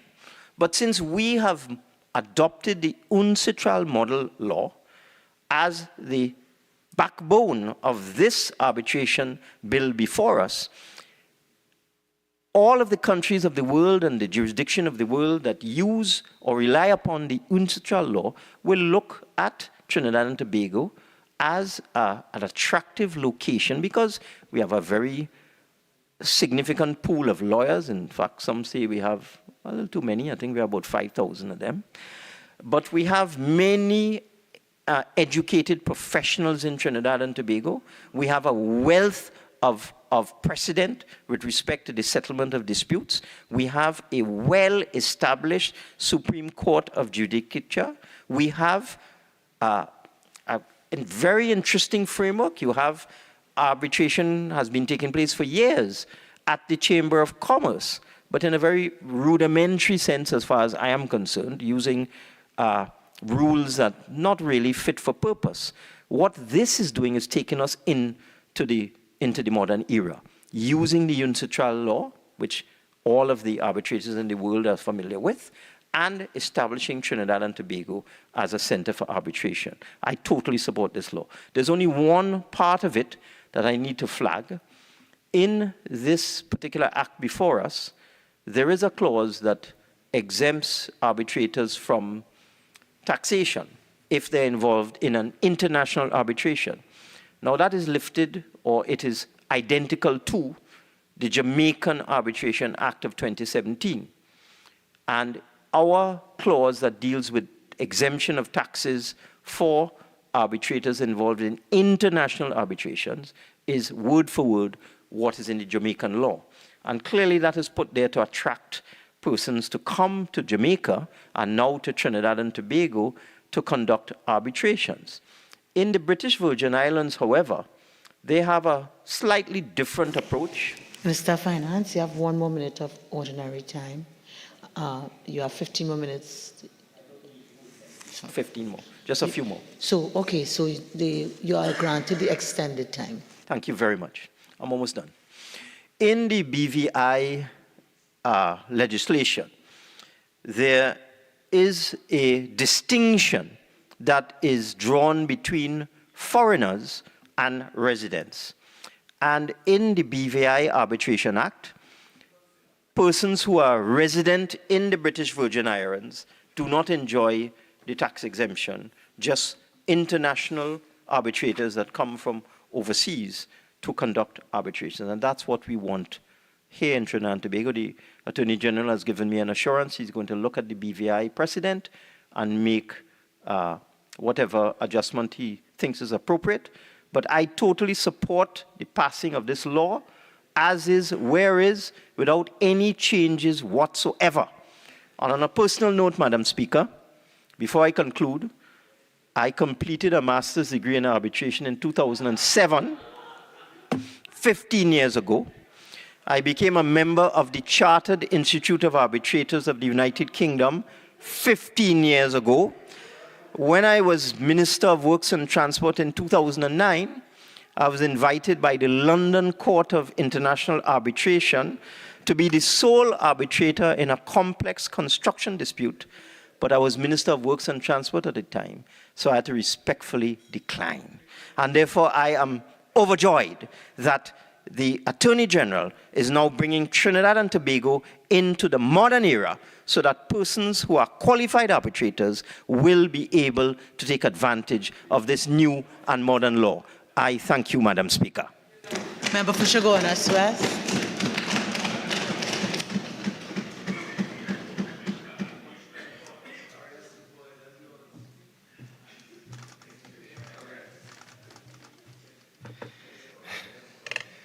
Thank you, Madam Speaker, for the opportunity to contribute. Madam Speaker, I will try to be extremely quick, bearing in mind the time that we are at. Madam Speaker, I listened with some amazement to the Honorable Minister of Finance, and he started off by criticizing Member for Mayaro, accusing him of somehow being unfamiliar with the arbitration laws and the system of arbitration in Trinidad and Tobago. And then he went on, it was an attempt to show his own familiarity by going back to Locke, and he went back to the UK Act in 1674. And so he was building his way up, and it is interesting to note that after all of that, Madam Speaker, not having added anything of value to this debate, he ended up, the honorable member ended up with a resume at the very end. His penultimate conclusion was that, and contribution was that, well, 15 years ago, he was somehow certified with a master's, etc., etc. And poor Honorable Minister of Finance, he was not able to show and to apply that certification with his master's degree in arbitration and what have you. He had to decline the one time he was approached to be an arbitrator in proceedings. So I feel for him, Madam Speaker. Madam Speaker, that being said, there are certain points that I wish to make. And because of the historical context which Honorable Minister of Finance took us to, and the UK Act 1986 and coming forward, after having gone through the historical development from 1674, I think it is just important to point out just one or two historical points so that it is on the record that what you have is that in 1976, you had the United Nations Commission on International Trade Law, and that is where we get this UNCITRAL arbitration rules. So it started off, and I think the Honorable Attorney General, in piloting, did touch some of these facts, and so it is not something that we need to go back to 1674. The fact is that the goal of the UNCITRAL was to remove obstacles to international trade.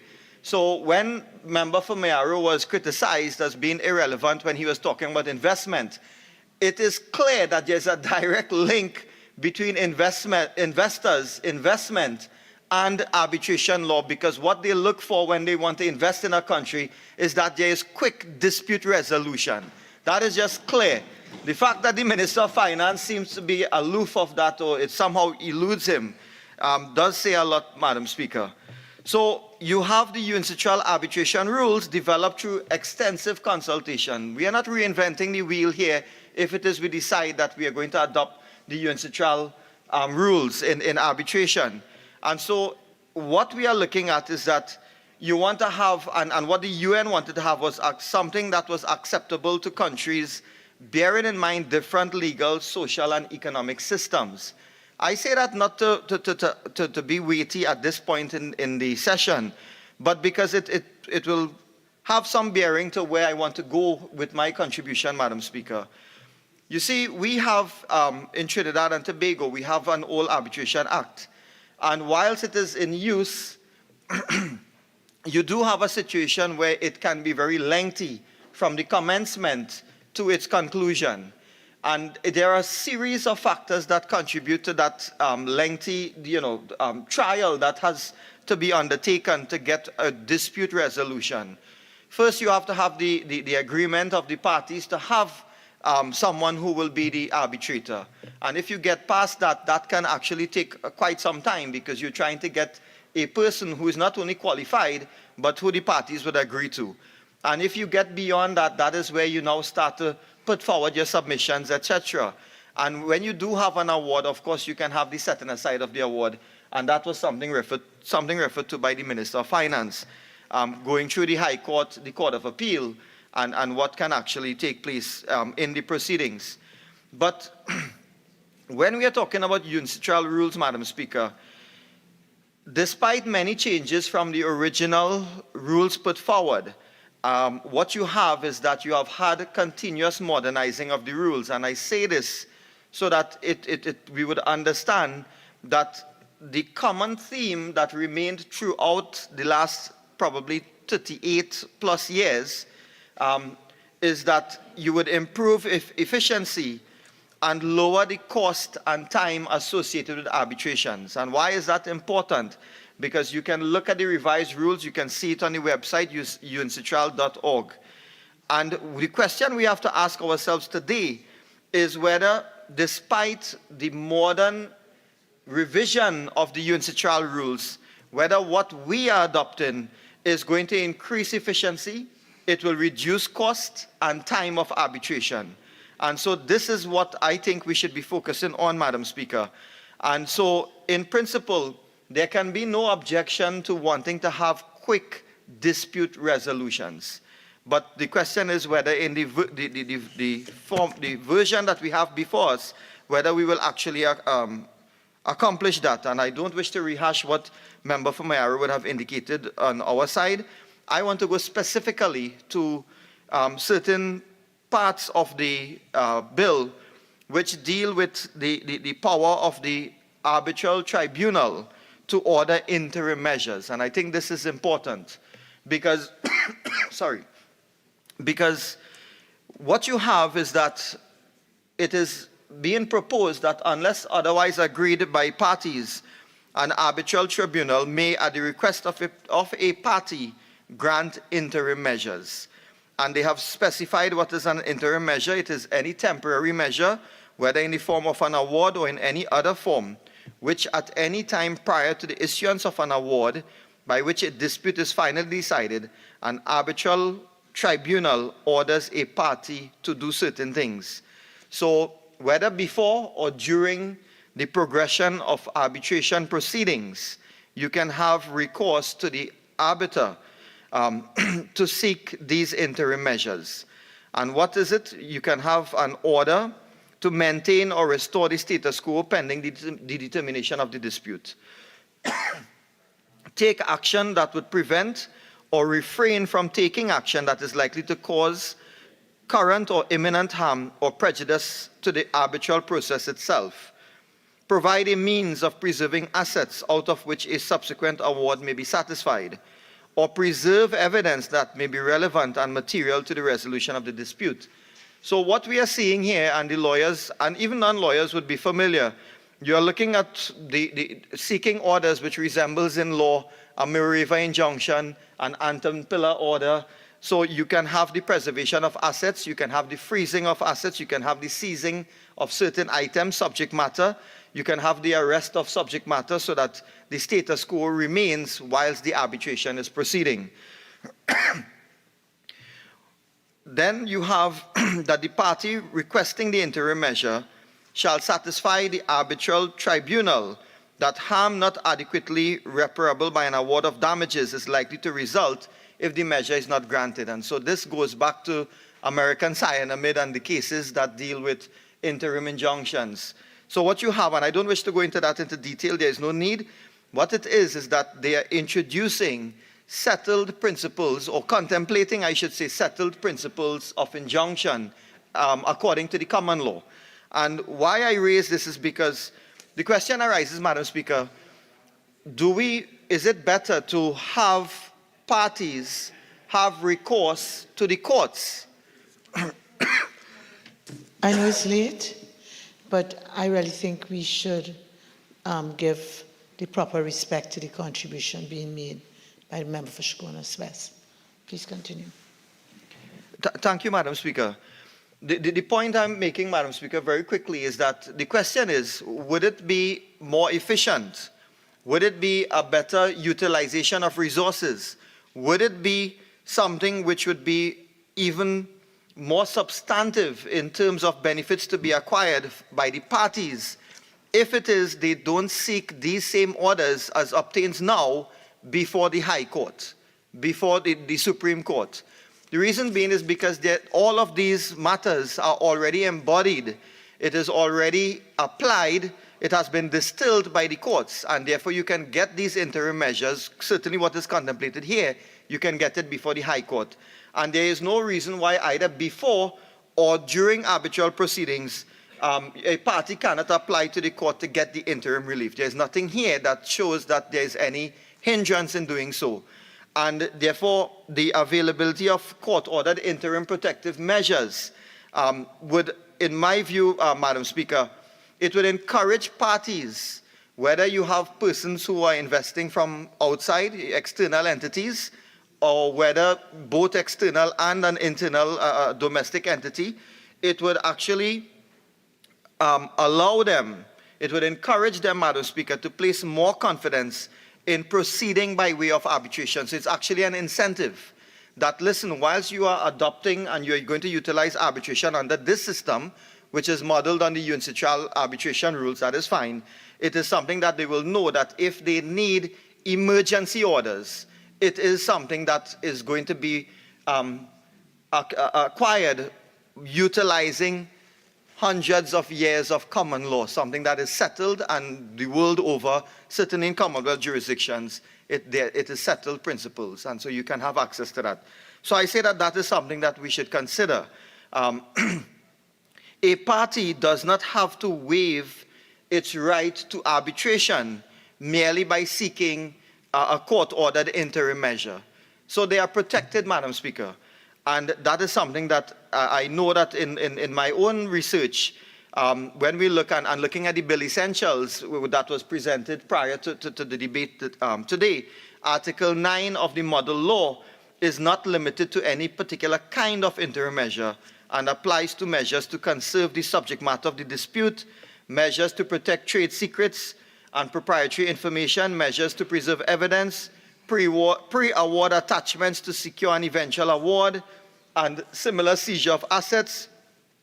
Article 9 of the model law, please, Madam Speaker, also applies to garnishments, the Mireva injunctions, arrest of a ship, in order to obtain security for the arbitration. All of these things, Madam Speaker, are contemplated.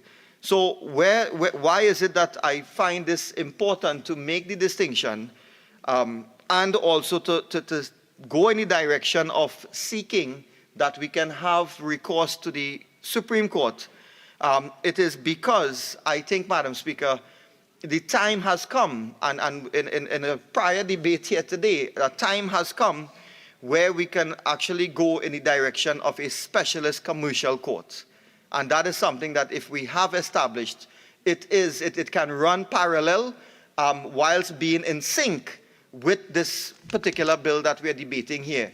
So I know I will not go into the benefits of the specialist court because a member from Mayaro, I think, summed it up properly and sufficiently before. And so I want to say that the specialist court, you will have the judges who are obviously trained and they have the legal expertise, how to weigh the evidence, what are the relevant principles of law, and they will now be applying it in different contexts, whether it be construction, whatever it may be, contract, commercial, etc. And I think, Madam Speaker, that is the direction in which we should explore, and we can do that. And what happens is that in UK, which the Minister of Finance had great recourse to, what you have in the UK is what you have in the UK, Madam Speaker, is that you have different tracks by which you can actually litigate your matters. So what you would expect in these types of matters, if it is a specialist court, you can actually have rules which would govern it, something similar to the fast-track court. And therefore, you would have quick relief, you would have quick determination of matters. So I think, Madam Speaker, that the specialist commercial court would allow for the advancement of claims in a prompt manner. I don't want to go back into that. Quick resolution mechanisms, as Member from Mayaro had said, can be particularly advantageous for businesses. They can efficiently navigate commercial disputes. And one of the matters that you hear, even in private disputes, not only limited to commercial disputes, you have the judges, you have all the relevant stakeholders adopting a position that, and we tend to use the common phrase that you don't want the candle to cost more than the funeral. But what they mean, Madam Speaker, is why would you want to really invest monies in litigation when you can simply make a business decision? You have to look at it in dollars and cents at all points in time. And I think this is where this court will become very relevant. So, Madam Speaker, I have said why it is I took the time to go through the UNCITRAL rules. I have also linked it to why it is I am saying with respect to, I believe that would be part 5 of the bill, dealing with interim measures and preliminary orders, and why it is I am saying that, we can have recourse to the specialist commercial court. My colleague had spoken about the benefits of that, and so I have treated with that. There's one last matter which I would like to raise in light of certain submissions or part of the contribution made by the Honorable Minister of Finance. And when we talk about confidential information or keeping arbitration proceedings, or the matters or the nature of the matter itself warrants that the arbitration proceedings be kept confidential, we can understand why, because you may have sensitive disputes. You do not wish to have it litigated or finding its way to be litigated in the public domain. Madam Speaker, we see the value of that, we understand. But one issue or difficulty that one would find themselves in is when you know that the arbitration actually involves a state entity. And that is where I think it becomes a little bit more complex than simply saying that you need to keep the nature and the sensitivity confidential of the particular matter that is being arbitrated. So when you treat with government and state entities, the question is it desirable to have confidentiality provisions in the bill that would circumscribe the public's right to know? So I am not trying to upset any position or principled position. I think that we can make allowance when you have a state entity being one of the contracted parties. Now, we know that when parties are negotiating to enter contracts with each other, they tend to keep that, and this will not get into that. They can keep the confidence of what they're negotiating because they are trying to arrive at that point where they finally seal the deal, so to speak. But Clause 58, which provides for the arbitration proceedings to be private and confidential, a list of exemptions to that general rule is provided for by subsection 2. And this is something that my note here, which I have in the Senate, I think the Honorable Attorney General had, in relation to some of these matters being raised, and talking, I think he was addressing a member in the other place, interpreting this particular aspect of the bill, said that, you know, arbitral proceedings shall be private and confidential, notwithstanding that the disclosure may be permitted in the circumstances outlined in the bill itself. What you have is that it will be in the discretion of the arbitral party or a party to the dispute, and this is significant. I think I want to make it very clear, Madam Speaker, that we cannot take a construction of the section where the general rule is that the proceedings are to be kept confidential. It means that we will always be looking for exceptions to the rule as the starting point. We would have to find an exception which we can put some weight behind it even before we can determine whether or not the matter can be made public. And I'm speaking specifically where the state or a state entity is a party to the arbitration. So we have major players in commercial contracts in the country.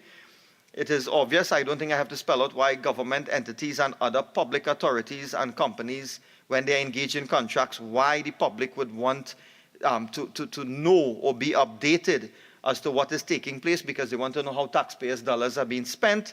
How you are going to treat with these matters are obviously in the public interest. There is that element. When matters are litigated in the court, Madam Speaker, the public is made aware. If you have a situation where the state or a state entity loses millions of dollars in a court case, we can read about it because court proceedings are public proceedings. But I don't think that we can treat when we are dealing with arbitration to simply adopt the confidentiality position in relation to the state entities. Madam Speaker, we had a Privy Council judgment. I will not go into the details, but to reference that judgment, I think all members would be aware of the Balgobin, Mirage and Petrotrin 2019 UK PC 21, where the Privy Council, in dealing with an application made under Freedom of Information Act request for documents from arbitration proceedings involving Petrotrin, this is what the Privy Council had to say, and I quote at paragraph 46. So far as concerns possible benefits for the public interest of disclosure of the Batiste and Chantak statements, the board considers that it is arguable that they are of significant weight with a view to securing transparency and accountability in relation to relevant decisions in a number of respects. Without seeking to be in any way exhaustive, the board, referring to the Privy Council, refers to the following possible public interest benefits of disclosure. A, to enable the public to understand and, if appropriate, criticize decisions taken by Petrotrin in embarking on the joint venture and in entering into the guarantee, which have proved to be so costly to it. B, to enable the public to be fully informed about those matters and Mr. Jones' involvement in them so that they could, if appropriate, criticize or oppose the appointment of Mr. Jones to roles within government with a focus on energy matters, such as his appointment as a member of the Cabinet Standing Committee on Energy. And C, to enable the public to understand and, if appropriate, criticize the decisions to bring the civil claim against Mr. Jones in the first place and then to abandon it. So on the facts of that matter, the board was applying why it is it felt that the public had a right to know so that they could answer some of these questions. So I simply highlight the fact, Madam Speaker, that we will now have under this particular bill a section that when the state is involved in arbitration, hard-working taxpayers of this country will know where their money is going and they will be able to ask pertinent questions. Madam Speaker, I was having a chat recently with member for San Fernando West, you have these points are being raised, and the Honorable Attorney General will definitely be aware of this, where you have the points being raised that even though you may have the right to acquire information, the right to voice your opinion, you have certain fundamental rights which protects these aspects of how you conduct yourself in this society. There is also the Section 1 right under the Constitution that if we are in a sovereign democratic state, certain matters will be conducted in a particular way that even though it touches and concerns an individual fundamental right, it also goes beyond the landscape and it applies to the general public. And that is something that I think in this bill, if we are going to adopt it, we should take into account the need to have greater accountability in terms of state entities and public, other public authorities not be subject or caught or captured or protected, as the case may be, under the confidentiality clause.